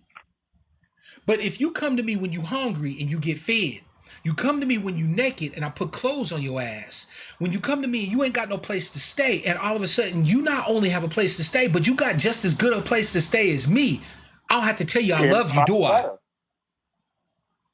Yeah, no, you're right. I don't have to tell you then, fam, I love you, because I can show you I love you. You see what I'm saying? I can show you through my actions, through my work, that I care for you. We need to stop giving. We haven't had that. It's very rare to have that. But you know what? Rare or not, it is what's, in my humble opinion, going to save us, because we have lived too long in comfortable lies. What we need are the uncomfortable truths. And the uncomfortable truths are as follows. One, we would love to be white folks. We don't even see the value in being black and being of our lineage and heritage, right? If we could give it up, we would. That's a truth that we need to tell the truth about, right? And the thing about it is, what's funny is when you talk about the whole Adolf ideology, it's always saying you need to make us American, and you need to make us. It seems like it's based on the premise of equality with white folks. It is saying, okay, it is. This is what black folks are going to do.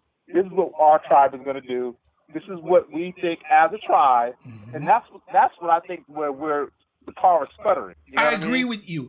I absolutely agree with you. This is what we're going to do as a tribe. I absolutely agree with you, fam. Look, I am American. My lineage, my ancestors' bones are here. I don't need to assert that, right? It's like we two brothers, right? If we standing together and this brother come up to us talking about, nigga, you know, I'm the man, you know what I'm saying? I do X, Y, and Z. If that nigga's talking about his manhood, after a minute, we're gonna start looking at him. He gonna be real sus. Why? Because if you a man, you don't have to talk about that shit. You just be a man, and we'll see it and be like, that brother right there, that's a man. He don't have to tell us. I don't have to tell you I'm a man, fam. All I have to do is just be a man and live my life as a man. You be like, that's my man right there. It ain't even no question. But if I come to you and every time you see me, I'm talking about how much of a man I am, that right there is a sign that maybe I'm not as secure in my shit as you know, right? Well, it's the same with Americanness. Yes, we are American, and we deserve everything any other American has. But we have to get it in the ways that are sustainable and best for us. I don't want to be white. I don't want to be a white American. I am a black American. I am a person with a unique heritage and a unique lineage and a unique way of understanding things and a unique way of walking through the world and a unique way of seeing it and tasting it and smelling it that ain't white. I don't want to be white. And if white America means capitalism, rugged individualism, manifest destiny, dog eat dog, and all that other shit, That's not for me. I don't want that. I don't want that for myself, and I don't want that for my tribe. Right. So whatever it is that we ultimately end up having as Americans, brother, it's going to have to be on our terms, or it's never going to work. There you go. That's the most important thing. It's not the fact that we're saying we want to be, something that we're not. It's just saying, hey, how can we do this for us? And I think better, once we start to get in that mindset, we start to think of it more, okay, from a cultural standpoint and not just something, Because, fam, come on, let's keep it a full ass buck, right? When black folk talk, okay, we're going to have us a little conversation real quick, right? If we were being truthfully honest with each other, and we hear white folks talk about communism in that sneering term, and they say shit like, yeah, communists don't have no personal property. Everything belongs to everybody, and they all live poor the same. Black folk really look at that and go, okay, how is that different than how we live in already? Right. Like, how is that? See, this is what I'm talking about. This is what I'm talking about. It's like they get you away from the actual what you produced, and they get you talking about communism and socialism, but the result for you is the exact damn same thing. Exactly, man. For us, we already been what they call communist or socialist or communalist or whatever the case may be. Wherever we've been, either by necessity or by desire, we've always cleaved to each other. And look, if I got eggs in my refrigerator and you come over and knock on my door and I'll be like, hey, what's up, nigga? What's good? You be like, hey, can I get a couple of eggs, fam? Come on in, man. What you cooking? Oh, I'm making a cake. Shit, you got any butter? I just went and got like a pound of butter the other day. You need a stick of butter? Yeah, man, can you hook me up with a stick of butter? And then when you bake the cake, guess where you coming? You coming right over to my house and be like, shit, this cake turned out nice, fam. I brought y'all like 5 pieces over. Ain't nobody transacted shit. Ain't nobody traded nothing. We gave to each other. Why? Because that shit feels good. That's what we do. That's how we live. Right? If I got some old clothes and I see your kids coming up and they need some school clothes, but you can't quite call it, who you think I'm gonna be the first one to come over there and be like, fam, hey, I got some clothes for the seeds, man. You know what I'm saying? You need them? No shame, bruh. And you just get me back when you get me. Okay, cool. Right? I already know it's gonna come back in the wash because I don't know how to fix my motherfucking car, and you got me. Yeah, when you think about that, like even like fixing cars, fixing stuff around the house, You feel me? Now think about this. I want you to think about this, though, fam. I want you to think about this. Now imagine if every one of the acts that we do already, right? So that the sharing, the looking out for each other, the working communally for our mutual effort.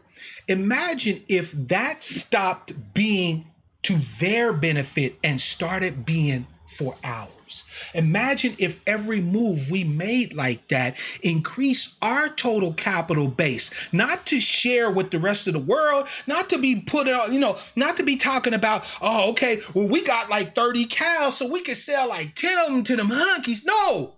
If we got 10 cows, that's 10 extra cows that we can hold for brothers and sisters that ain't got no cows. We're the stewards of the capital, not the owners of it. See, that's the difference. That's the good way of putting it, because at the end of the day, that's how a lot of other communities look at certain things. They look at you as, yeah, I mean, you may have some money. Yeah, you may have some resources, but you're just a steward of it. You don't really, they don't look at this is mine, and I own this. And it's just kind of like, it's your turn to kind of hold on to some assets for right now. Hey, you know what? I mean? Didn't Yeshua tell us, to whom much is given, much is required? Well, when you went out there and you put your sweat of your brow and the muscles of your back into them raised beds and moving the cows and so on and so forth from pasture to pasture and feeding and making nests for the rabbits and stuff like that. And you've hooked up the motherfucking wheat into bunches so that you can take and harvest it and separate the chaff from the wheat. And then you go into the mill and grind that shit. And you got stacks and stacks and stacks and bags and storage full and everybody belly full, ain't nobody having to struggle and so on and so forth, and then you see your brothers and sisters still living over there struggling, you mean to tell me you ain't gonna be missionary and be talking about fam? No, we need to stack this shit up so that we can get about 100 of them from struggling, so we can get them in a position to where they can just do what we doing. That's what I'm talking about, fam. That's all I'm talking about. I'm not talking about, Jay Morrison rebuilding Black Wall Street bullshit. I don't want to be a part of no Wall Street. Right. When you think about it like this, right? When you said about, what was interesting what you said about China, right? The reason why China was able to get where it was at was because, like you said, they knew Americans will be destroyed by their own need for capitalism. You goddamn right. They saw something, and a capitalist will sell you. If we felt the need as Americans, let's say as Americans as a whole, we said, okay, we're going to use our manufacturing to help Americans as a whole. China wouldn't have been able to even take advantage of us in the way that they have. Yep. There wouldn't even be that lane for them. But see, when you operate under capitalism, it can't operate no other way. It's dog eat dog. It's I will slit your throat to get mine. You see what I'm saying? No, black people don't operate that way. I'm tired of us being told that the only way we make it in America is to become white people. We're not white people. I don't want to fucking be Wall Street. I don't want to see my kids grow up and their only aspiration is to be a motherfucking celebrity so they could drive around in a flashy car and live in a big ass house that's way too big for them, this and the third. I want my kids to look at me grubbing in the soil and say, good goddamn, I love that man. I want to grub in the soil like him. I want to go and help him with them cows. The soil, and the thing about it is, the soil, you have to look at it as this is something that, it's like when you own a house, right? When you own anything that you own, you look at it as yours. You don't look at it as something that you're using, or something that it's like it's something that, okay, this is my tribe, so I have to make sure, I have to take responsibility for my tribe. Thank you. Take responsibility. My tribe has to eat every day. Thank you. It needs water every day. Fam, you build a community like this. Economic system every day. You build a community like the one we talking about, and you put a house up on it. What's your incentive to make sure that house lasts 100 years for the generations of the kids that come after you? Because remember, we're not operating to look to trade. We're not operating to look to barter. We're not trying to become the next big real estate moguls, right? So I want to make sure that whatever investments I make in this land base, that I'm able to better it at every turn and have it return tenfold, 100-fold, not for me, but for everybody that is coming after me. It's a whole different mindset, fam. It's a whole different mindset when you realize that you are the husband of the community. You are the wife of the community. You are the servant of the community. Yeshua told us, he said, the greatest among you is the one who serves. Yeah, you figure out, okay, my community needs milk. They need some eggs, okay? They need some sugar. They need some water. You think in the sense of my community needs these things. Okay, how do I provide these things to my community? And when you think in that manner, it makes it easy to build community because you're not thinking about bullshitting. I need to just. You ain't bullshitting. If fam, at the end of the night, at the end of the day, you done worked your ass off. We gonna go back to our common area. We gonna kick it. We gonna cook together. We gonna dance and sing. We gonna talk about what we doing the next day. We gonna twirl around and have a good ass time until we finally get tired and go to sleep to wake up again tomorrow and do it the next. Man, look. Black people need to stop trying to reinvent the wheel. We need to stop trying to be like white folks. We ain't white folks. Our people came over here, saw this soil, and saw opportunity. Not opportunity to run the Indians off and to dig it up and carve it up and cut the mountains off. But they saw the trees and said, okay, if we had it, could we make more trees? They saw the motherfucking deer and said, well, if we got it, how can we get more deer? They saw the motherfucking salmon and said, shit, that's a lot of salmon. How can there be more salmon next year, right? We don't think like them. We don't operate like them. So capitalism, the way they do it, is never going to work for us. Right. That's all I'm Right. saying, fam. That is all Yeah, I'm and it just seems saying. like people talk about. It seems like you said Jay Morrison, and everybody. A lot of these, I guess, quote unquote black capitalists. They think they still have that mindset of being white capitalists. That's why Yep. it never really works out. You know what I mean? It never really gets anywhere because it's like, okay, yeah, you're talking. It's very tricky. You have to be careful because it sounds good. Like, okay, yeah. At Yep. first, I was like, that sounds good. I'm not gonna lie. I was It like, sounded well, good wait a to me second. too, to rebuild Wall Street. And then I thought Yeah. about it. I was like, you know what? Wait a minute. Wall Street wasn't that motherfucking great when it was built, right? Right. As a matter of fact, it's an insult to call any area that black folk built a Wall Street because they used to trade our ancestors' bodies on the Right. original Wall Street. That should have been your first clue right there that, whoa, maybe this ain't something we might really want to be a part of. But we don't think that Right. fucking far. We like reminiscing about our what we think are our wins, but we don't realize that when we operate the way they want us to operate, it is always going to be a loss for us. That's you don't Right. even have to assume hatred at this point, right? I'm not gonna sit here and say that every white person hates every nigga, right? You don't have to assume that. What you have to assume, though, after 400 years is that if they're operating in a certain way, if you fit into that operation, it will never be to your benefit as a black person, as a member of our There tribe. you go. That doesn't require that's not rocket science. So if they're operating as Right. diehard capitalists, then we automatically know that don't work for us. If for them, they got to have a top dog running the show who's bossing it all, then that lets us know that we need to be confabbing and sharing ideas and coming to consensus, right? Right. Everything, all we have to do for our success, fam, is just look at what they do and do the opposite. To do it the Right. way because we are already the opposite of what they do. The part of the reason why we can't succeed in their system is because we don't think like them. We don't tend to operate like Right. them. There you go. So why continue to put up the pretense, fam, that we're somehow or another going through, whether it's politics or economics or something like that, become honorary white people? It's never going to happen. I don't want to be white. Fuck them. Let them be white. Let them do however they Right. do. Whatever systems, structures, institutions. It seems like you said the Amish, they're protected. It seems like when they have their protection through their association, they're protected from any sort of abnormalities of the greater society or Yep. some And you know why they're crazy, protected? Because they don't you know. try to be a part of it. Right. The Amish don't try to be a part of it. They say, nah, that's y'all English. Y'all do y'all. We ain't got no problem. We peaceniks over here. We ain't trying to be involved in no kind of shit that the English is doing.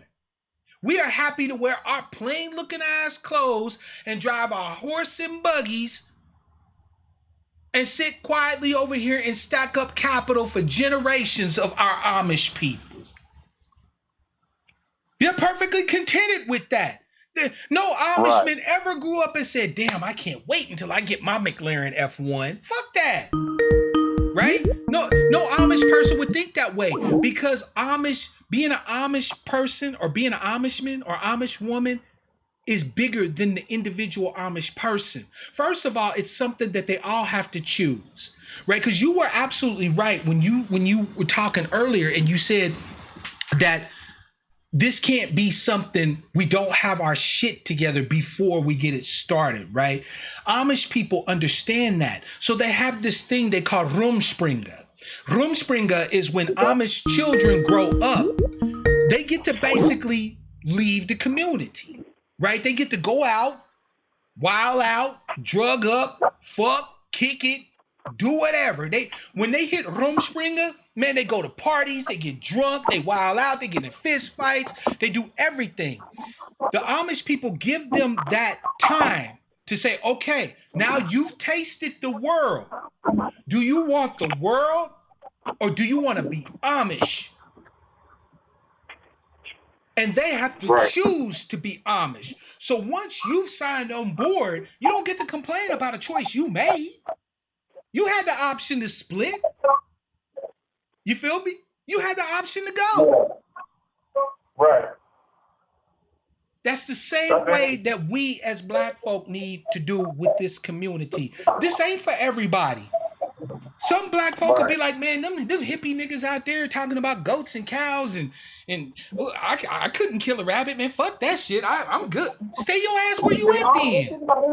The Amish, like you said, the Amish are not about going, because they're not about saying, okay, you're not Amish, look, you're subject to harm by the Amish people. No, they're just like, fuck with you. We're not, we're not going to beat you up. Matter of fact, the Amish don't even beat up their own. If you violate an Amish rule as an Amish person, they have a practice called Meidon. It means to shun you. If you violate the rules of the Amish, what they do is when you need help, they ain't there. When you need a place to crash, it ain't available. When you need a harvest brought in, don't look for them.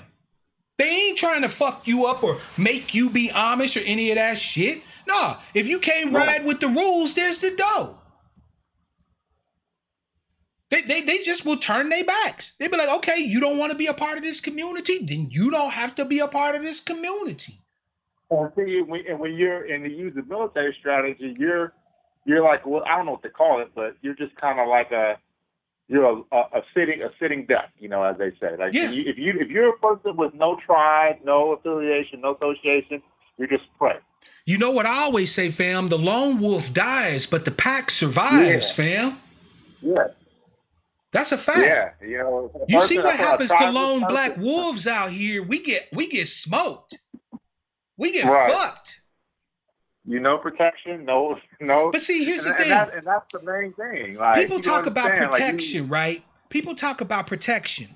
One of the things that make us different than Amish is we ain't pacifists.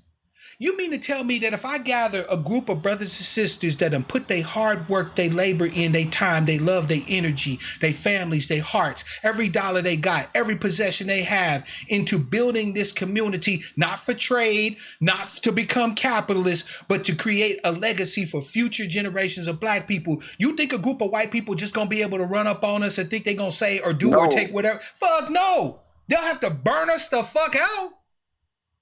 And see, if we do it right and we do it low key, right?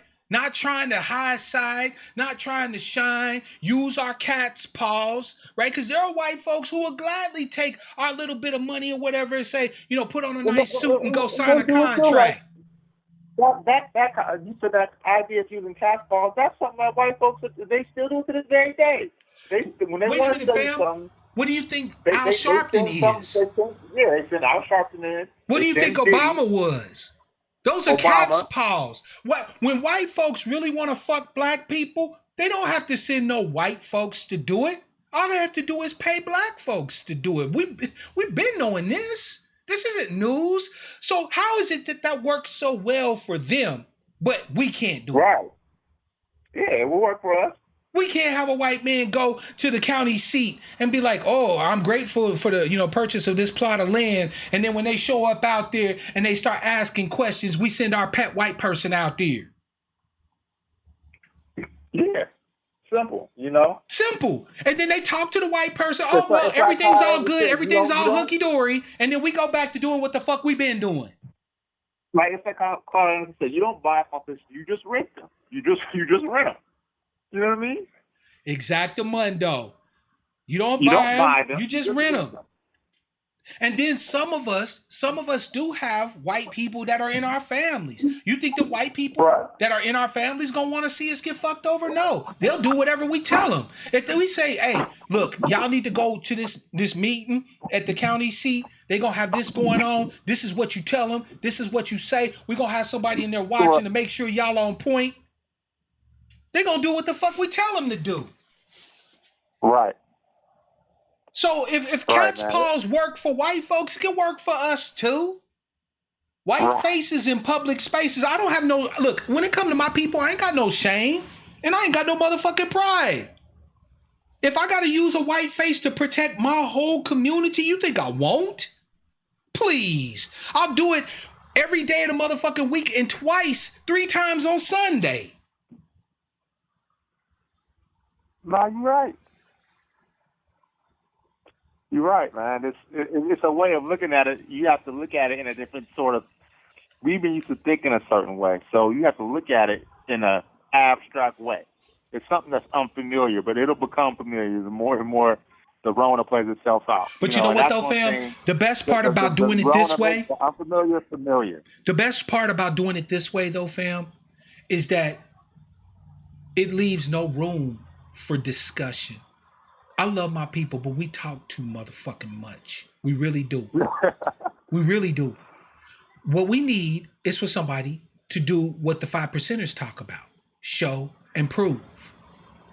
Right. We can do this. Whatever somebody does do something, just say, okay, Brother Black is doing this. All right, I'm back. Boom.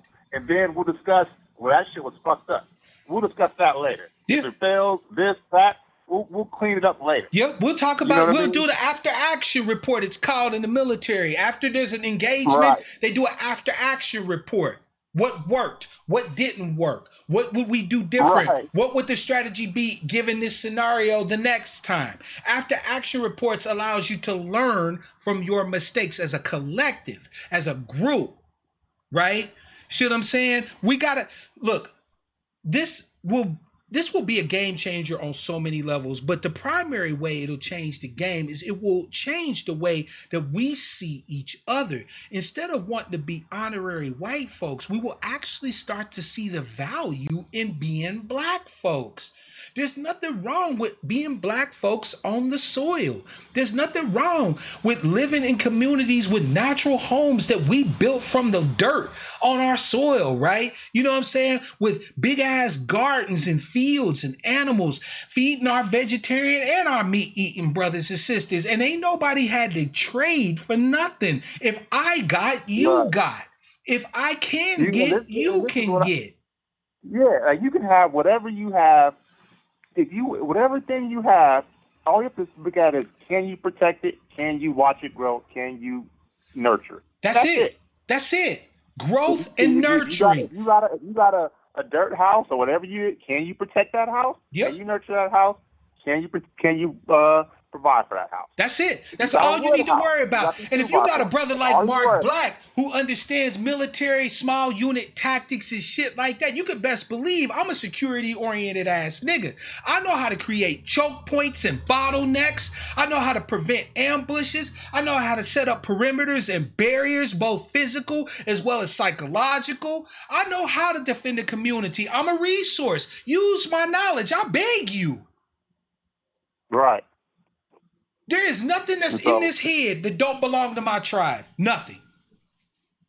Nothing. It all is yours. It's a free gift, freely given. Ask me. And if I have the knowledge, it belongs to you. Because it serves me no good stead if I keep it to myself. They killed this. They killed this brother right here. If I didn't pass my knowledge on to somebody else, then we lost it. No, 1,000 times no. I will train any of you on anything, and not only train you, but I'll get out there with you and do it. When you build your house, whether it's wattle and daub or cob or straw bales or whatever else that you build it with, these hands right here is going to have handprints on your house. I'm going to be touching it right along with you, putting my energy into it for you to be safe and to have a warm place to rest your head. And I hope that you do the same for me. Yeah, no doubt, Brother Black, no doubt. All right, bro. Hey, man, I appreciate you as always, fam. Thank you so much for the call, fam. I'll let you get back to the business. So, yes, sir. Good talking with Brother Black, and I'll continue to listen. Yes, sir. All right, brother. Peace. Fam, are you feeling the energy? This is a whole different energy than us sitting here stressing about, oh man, the Rona's doing this and the Rona's doing that, and it's gonna kill us, and this, that, and the third. Nah, fam. I'm not saying be hopeful, but I'm saying with great risk comes opportunities. And it's about time we stop talking about those opportunities and start making them. And I'm not talking about making them so that some nigga can self-aggrandize in $3,000 suits and $4,000 watches and $200,000 cars. I'm talking about build those opportunities so that 200 years from now, there's still people that look like you and me with full bellies, with full lives, with a safe space and a place to stand under the sun that belongs to us all. If that's not your vision, then I'm not the dude for you. I'm not the guy to listen to. But if you have no problem with building and planting trees, the shade of which many of them you may never sit under, then you're who I'm talking to today. The plan is coming. Stand by. Again, money is important. It helps. But I need your ass. I need your hands. I need your brain. I need you, my tribe's people. And you need me. What comes next is truly up to us. Truly. We can continue to try to maintain the status quo of a bunch of niggas who want to be honorary white folks, or we can accept the fact that we ain't them. That whatever you call communism, socialism, communalism, mutualism, whatever you call that, that's the way we've been operating since we've been here. Sharing every damn thing we got, holding nothing back, knowing that it's going to come back in the wash. Why? Because that's my brother. That's my sister. I got them. And they got me. Knowing that we don't have to play their motherfucking games. Knowing that if they hand out stimulus checks, great. If they don't, we straight anyway. By the sweat of our brow, by the love in our hearts, by the strength of our backs, by the ties that bind. That's what comes next. So what now? That is what now. 425-296-1980, fam. I had somebody else trying to call in. Go ahead and call in. Caller from 347. What do y'all think, fam? Y'all think Mark Black is cracked? I'm on some crazy shit today. I've been smoking a little too much of the ganja. I don't smoke, by the way. I'm clean and sober, fam. I don't drink. I don't smoke. I don't do none of that.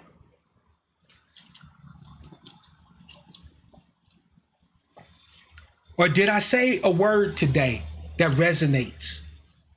That's been something you've been waiting to hear. Shawnee said the good life ain't good without family. You damn right. Man, I can't even, fam, at this point, I can't even imagine my life without y'all. I can't. I don't even want to see what life would be like without my people, without my tribe. I can't even envision it.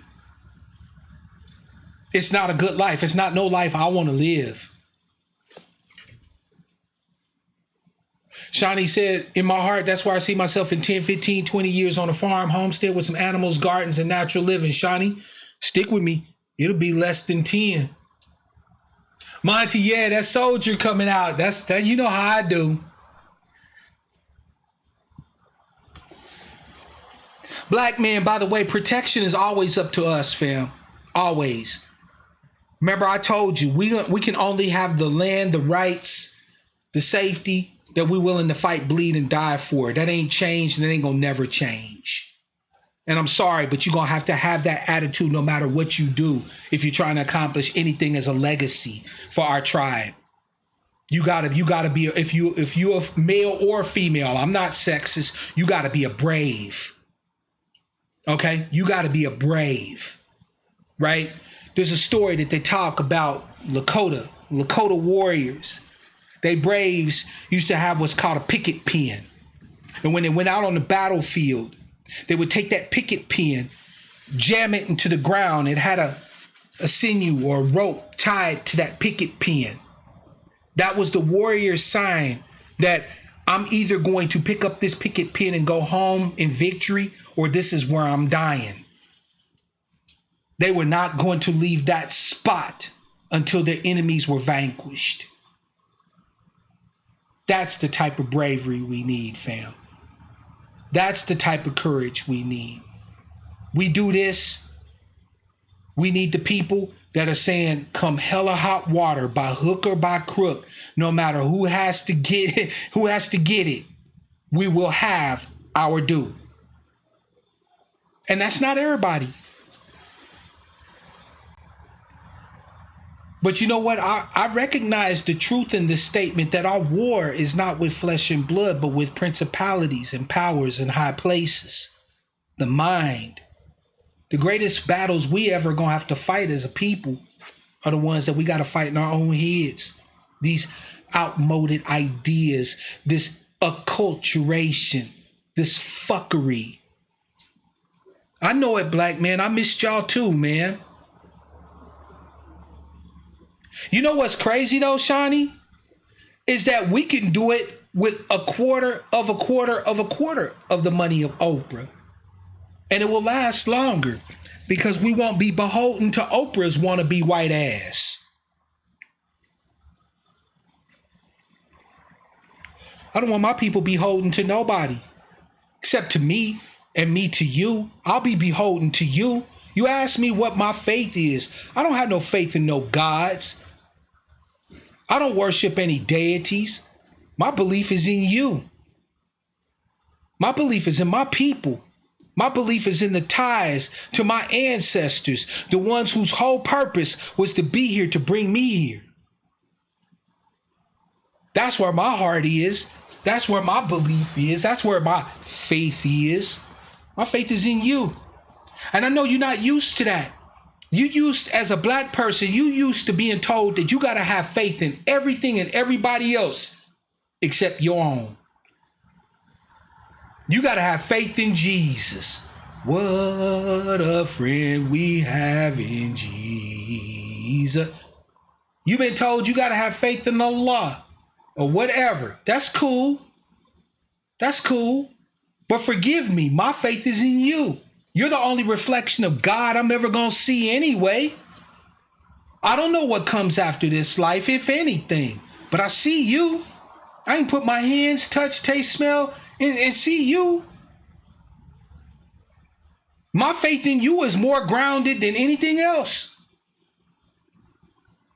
My faith is in my people.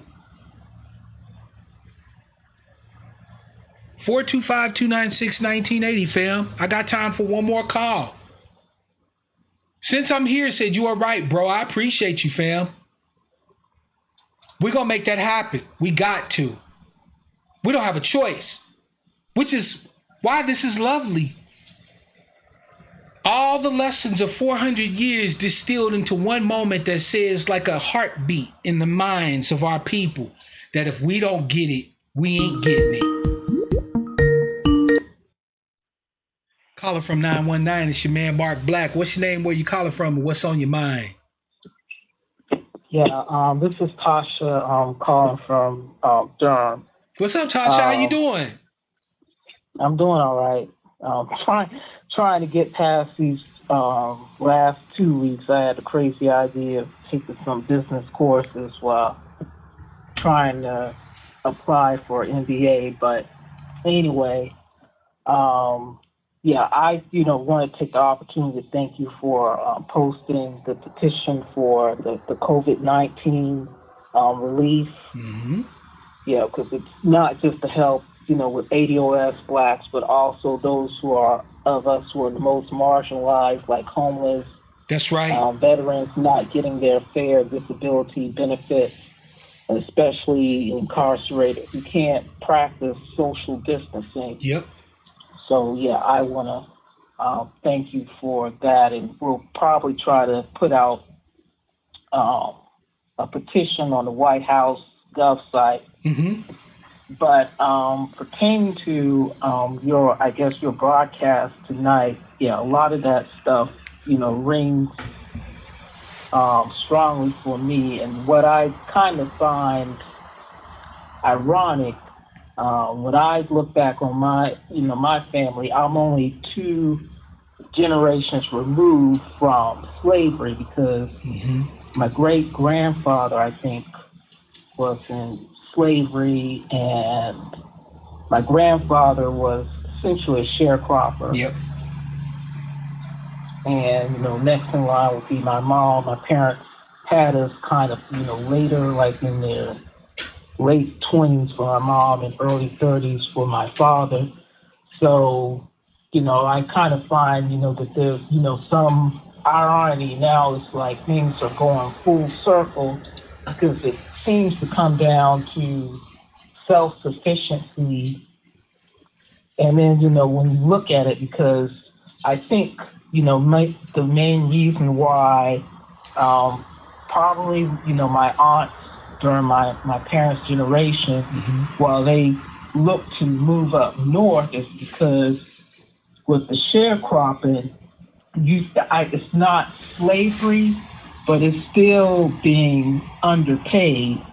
And so even though, in my family, there's still the tradition of, planting crops or planting plants, especially with my, my mom, and I guess with my dad, it's not something that has been held on to just for the simple fact that you have your relatives who've been taken advantage being in these sort of lopsided work agreements. Yep.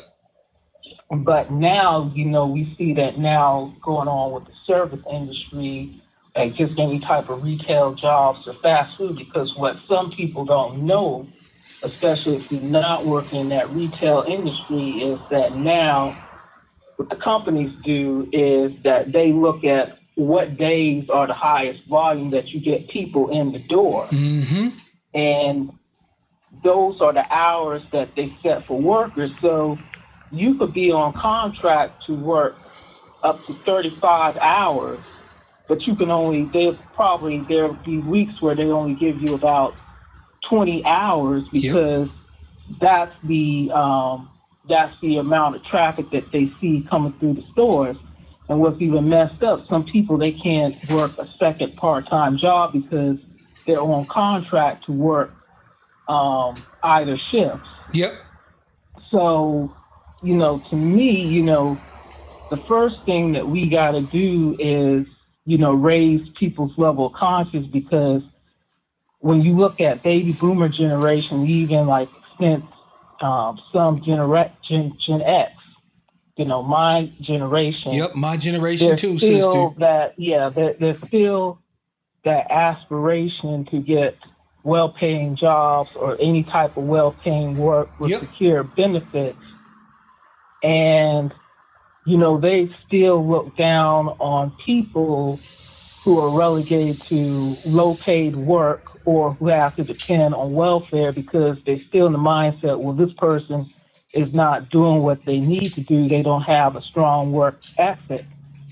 And see, the things that you're talking about, that's something that could help people, all across, different socioeconomic levels. You damn right. Within the collective, because you could be in a well-paid job like a trucker or even an engineer, but you could be working obscene hours that are affecting your health. Yep. And making it hard for you to, eat decent meals or get plenty of exercise and sleep. And then it comes down to, well, is it worth, getting that extra money in terms of salary? How is that of help if your quality of your life is going down because your health is no longer up to par? So, we got to raise people's level of conscience and get to the point to have greater, empathy, so that, if communal type of living, if that's something that, other people are willing to look into or be advantaged to, others, will have, the option of living that lifestyle. But as long as we have this type of elitist behavior within the collective, we're not going to get to that point. Sister Tasha, so we have to at least raise the level of consciousness. Sister Tasha, let me ask you a question. When when something like this is brought forward, right? I understand that for many of us, it's unfamiliar, right? Like I was born in the ghetto, right? I don't even think we had grass in my front yard. And here I am talking about getting in touch with the soil and stuff like that. And so for me, there'd be a learning curve and some other stuff that I'm going to have to take into account as a part of a community that's engaged in this type of enterprise. But with that having been said, do you think that the big primary issue is not so much that it's unfamiliar to us, in that we have stigmatized a connection to the soil? As you stated, like there's a lot of folk who actually legit, like you're one generation removed from a sharecropper, two generations removed from slavery, right? Where we had to work the soil to no one's benefit but theirs, not ours, right? Do you think that we still have some sort of stigma against putting our hands in the dirt and putting our backs to the plow, in a sense, right? Do you think that there's a stigma there? And if so, how would you think that we should address that stigma? So my question is twofold. One, do you think there's a stigma that's connected with us that white folks can talk about, starting a hippie commune and you got 20,000 white folks to sign up, but you can't get 4 black people to go and farm on a half an acre, right? So do you think there's a stigma? And if so, how would you try to communicate to our people the value in overcoming that stigma? I Take your mean, time, I think sister. it's, very, yeah, well, I think it varies, I think it varies along personality because, I mean, even if you remove, the elitist element out of that, I think for some people, the drive and motivation is to find some sort of level of comfort. I hate to say that, and I don't, equate that. I wouldn't say that it's equated to laziness, but I think, that there's a stigma where, for some people, that if it involves some sort of simplistic type, I guess, work, work that may not be, what's it say? Well, I guess, you would put it in the category of, dirty jobs. Right. I don't know if that's the term for it, but for some people, that could be somewhat of a stigma. They probably want to do something of more comfort because, I mean, let's, be realistic, if you do like any type of farming work or do any type of digging, and I mean, I've, helped with some like landscaping sort of things. It's not, it's not some work that you can categorize as, easy peasy, but I think for some people, there is probably some sort of stigma in terms of doing any type of agricultural work. But for some people, they may be, more open. So I think it's more of a personality type thing. I got you. Now, I guess, what was the second part of your question? No, I said if you thought there was a stigma, how would you address that stigma? But you kind of answered that in that if it's a personal matter, right, then that makes sense. Yeah. Not everybody's cut out for this type of life. Or to be more precise, not everybody will want to be more cut out for this type of thing. I think especially when you look at the serious lack of examples. Let me kind of explain where I'm coming from, Sister Tasha, and I know you'll appreciate this, right? When you look at shows like Survivor Man, right? Preppers, Duck Dynasty. Who they show? They show they show white folks. Yeah. Right? You can have white folks living in an actual swamp I'm talking about in a legit swamp with alligators, Right.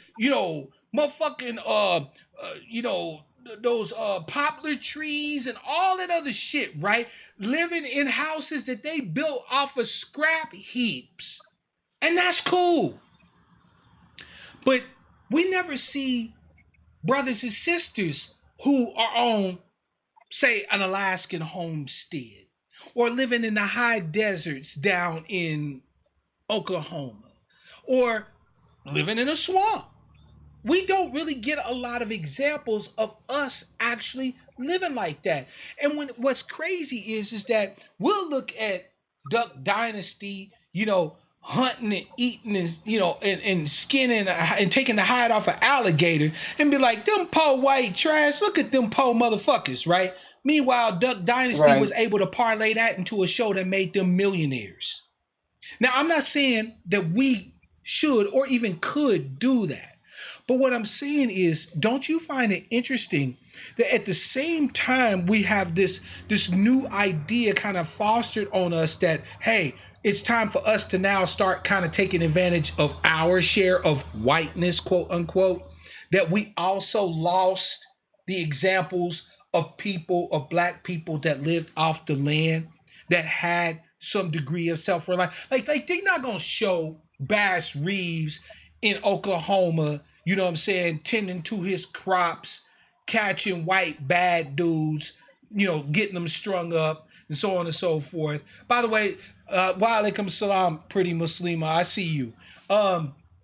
Don't you find that interesting that part of it might be that we simply don't have any examples anymore of brothers and sisters living that type of lifestyle, except in the conjunction we might see a black hippie at a white commune or a white gathering or something like that, right? But we don't have really any examples of black folk that are doing what we're talking about doing it.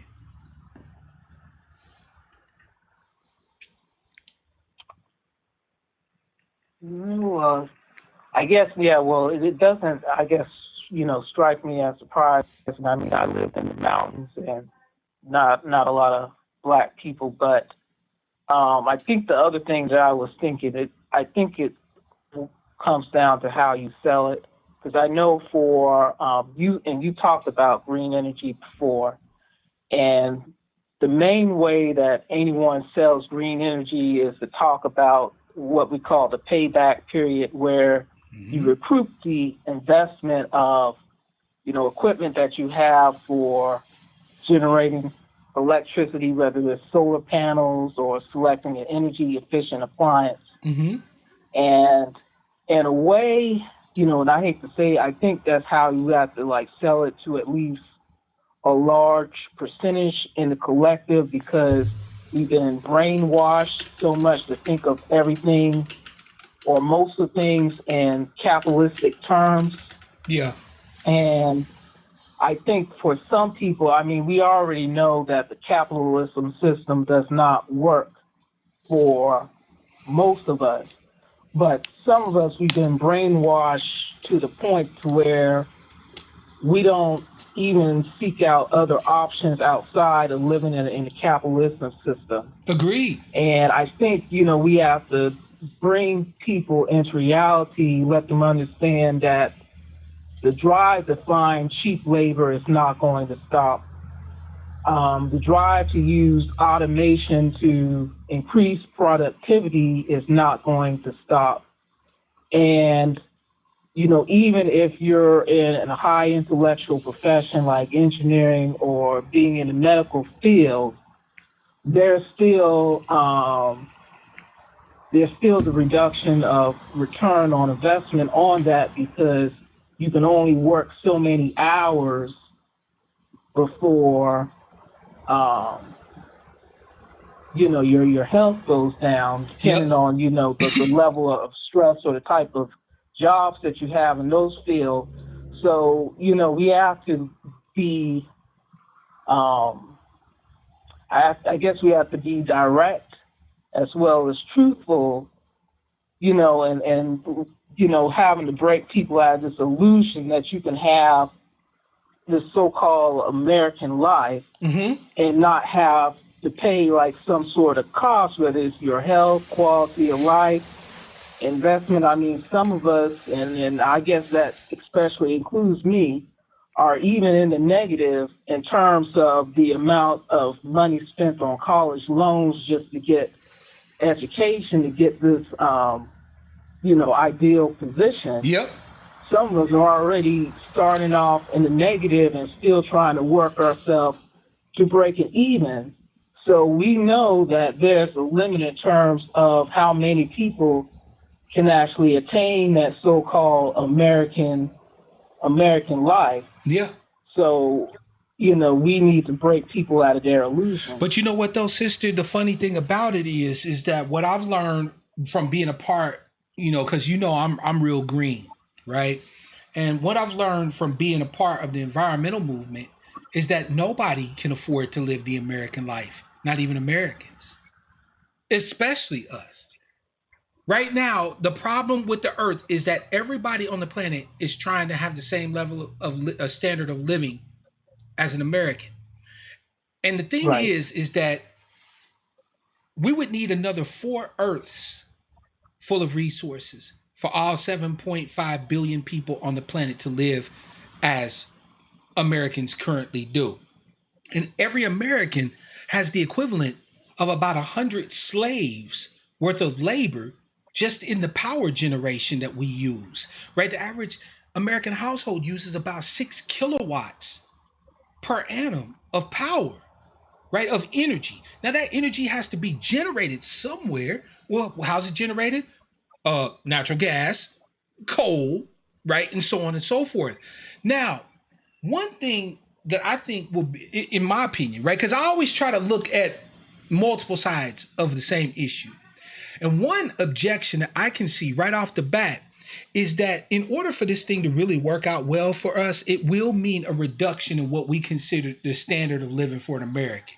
In other words, if we think that we're going to go out on the land and we're going to accumulate enough capital where everybody's going to have a big screen TV, everybody in individual rooms is going to have all their own high-speed internet connections, right? We're going to be driving around in the nicest trucks and having the biggest tractors and all this and that and the third. That's not going to work. That's not going to work. That's the remnants of stolen capital that was basically wasted in these large capital investments that are unsustainable. No, we will have to do a lot more, right? We will have to do a lot more labor.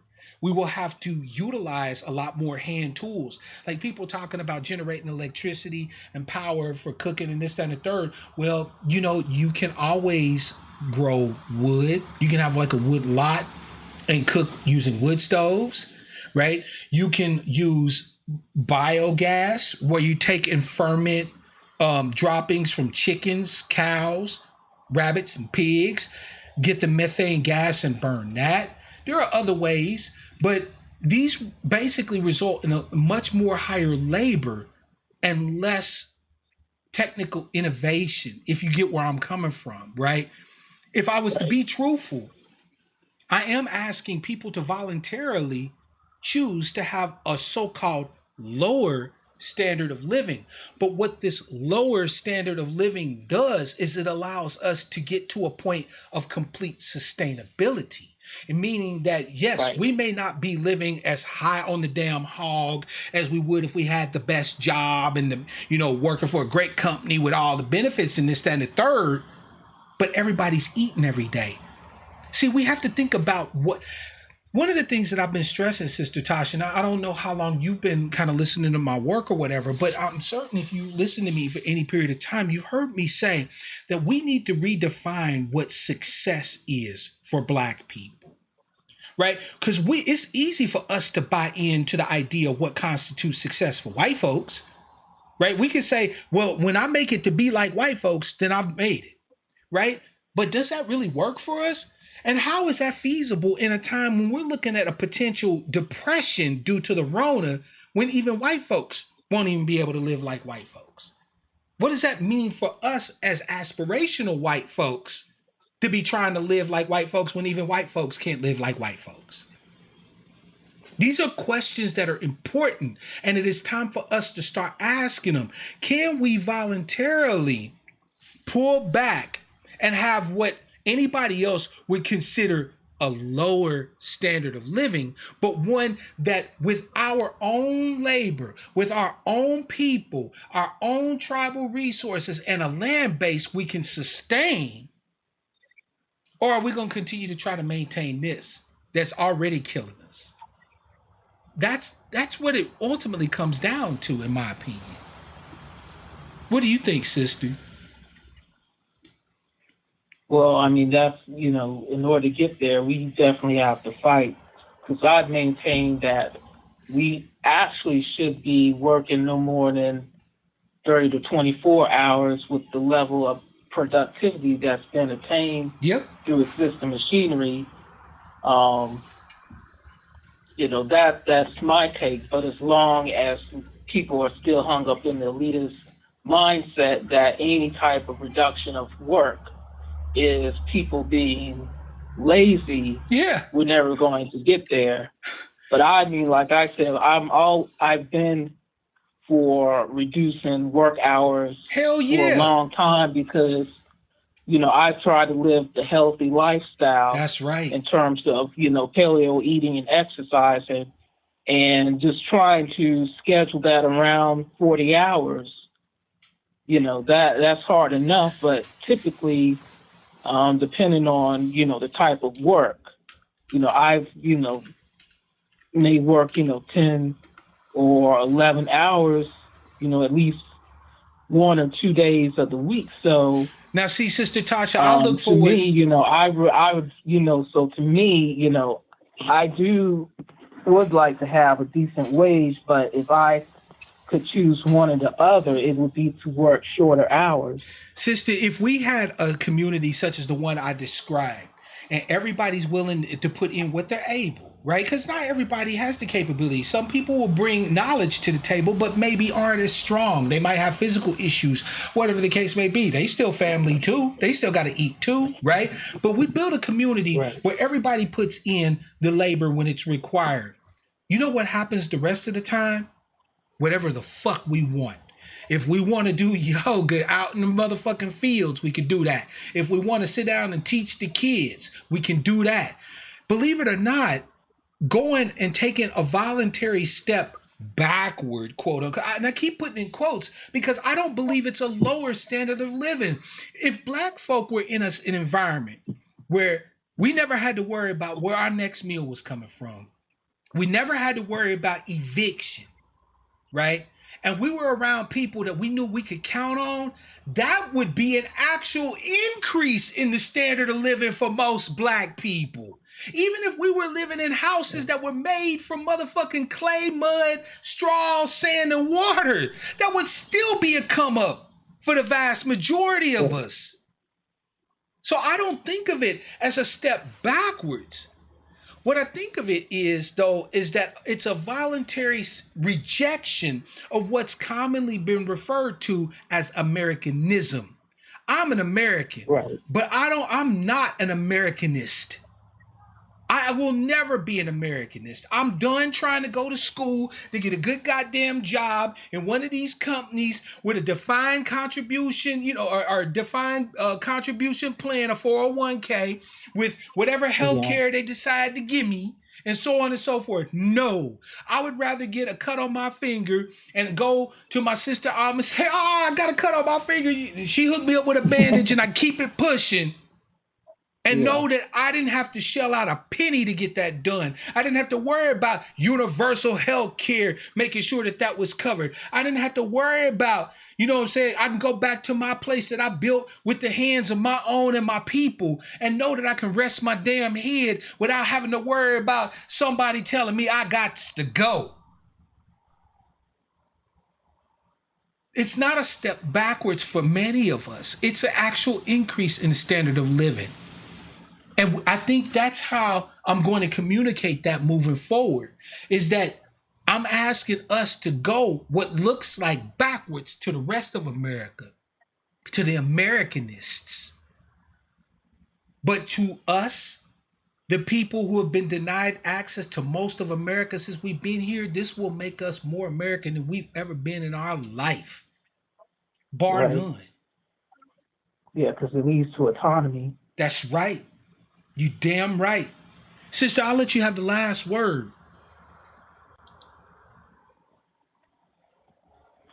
Yeah, well, I mean, I don't have, much, now to add to the discussion, but yeah, I think we do need to, look long term in terms of what's optional, especially when talking about the labor component and what you're talking about. That would, I wouldn't say resolve a lot of issues like, homelessness, but it does, provide, an outlet from, capitalist society, especially when we're talking about, evictions and people concerned about bills, because from the get-go, you were right about us being cogs in the wheel for the military, because our economy is pretty much built on the petrodollar.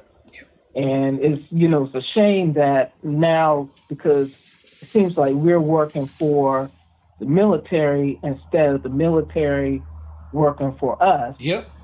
And so, we need to, look at the larger issue and I guess, conceptualize, what is the end goal, that'll make most of us whole. So that's right. I appreciate that, sister. I think that's what we need to use.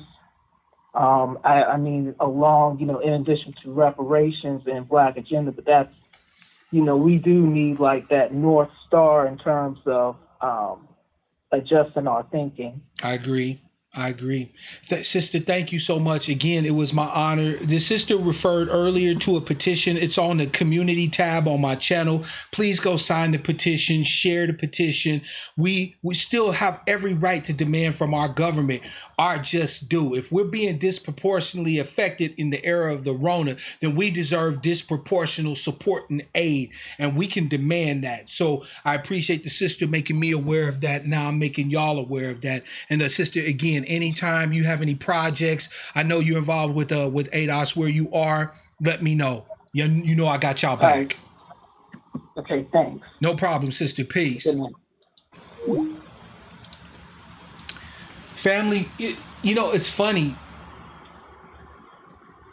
There's nothing, and I know Brother Morpheus said he wasn't certain if this idea is fully fleshed out or fully, filled out or whatever the case may be. I gave an outline of an idea. But when I come to you next with it, it will not be an outline. There will actually be structure in place. There will be actual something to move on. So stay tuned, because I'm not going to half-ass this. I can't afford to half-ass this for my family. You see what I'm saying? For my people, right? Family, we got to come out of this bitch. We are Americans, but we don't have to be Americanists, right? We deserve our place to stand under the sun in safety, peace. And if that means that we all broke, as long as we all broke together, I don't give a fuck. We can look broke to everybody else in America. As long as my people got what they need, that's all that matters. That is all that matters, fam. Family, thank you so much for taking the time today to talk with your man. I appreciate all of you who showed up. I will continue to broadcast. Remember, during the week, my household is a working household. Miss Denny works from home. Mrs. works from home, and so on and so forth. I know y'all got a lot of questions. Hit me up via email. We can maybe set up a conference or something like that to talk about kind of like the details of land and stuff like that, because a lot of people got some misconceptions about how much land we might need per family, per community. Believe it or not, fam, with the right techniques and the right know-how, you could take a little land and do a hell of a lot with it. You feel me? Mike and Alicia, I appreciate you both. Fam, when I next approach you with this, we're not going to be talking about it. We'll be ready to get it in. I'm excited about this. We really need to focus on the world we want to create. You damn right. So what now? We focus on what comes after the Rona, right? What type of people Where do we want to be? How do we want to be living? Do we want to be Americanists like everybody else, trying to have this unsustainable butchery of the planet, of peoples, of fuckery? Or do we want to build a structure that may not be the shiniest, may not be the brightest, the brand newest, and so on and so forth, but will be providing us with what we need? And more importantly, will be providing us with each other. That's what we need the most, is you and I. We need each other the most. So family, again, I want to thank you all. Please watch this, share this. We'll talk about it more. If you're interested, hit me up. I can set up a conference where we could talk about who knows what, land types, this, that, and the core. We could do it on Discord, whatever is convenient for y'all. We can get into some potatoes, meat and potatoes of this idea, help flesh it out. This ain't just my baby. This is ours, right? So I would love to make that. I would love to facilitate that. And fam, until I speak with you all again, which should be next Saturday, as always, I want to wish you all love, peace, prosperity, and power, real power to our people.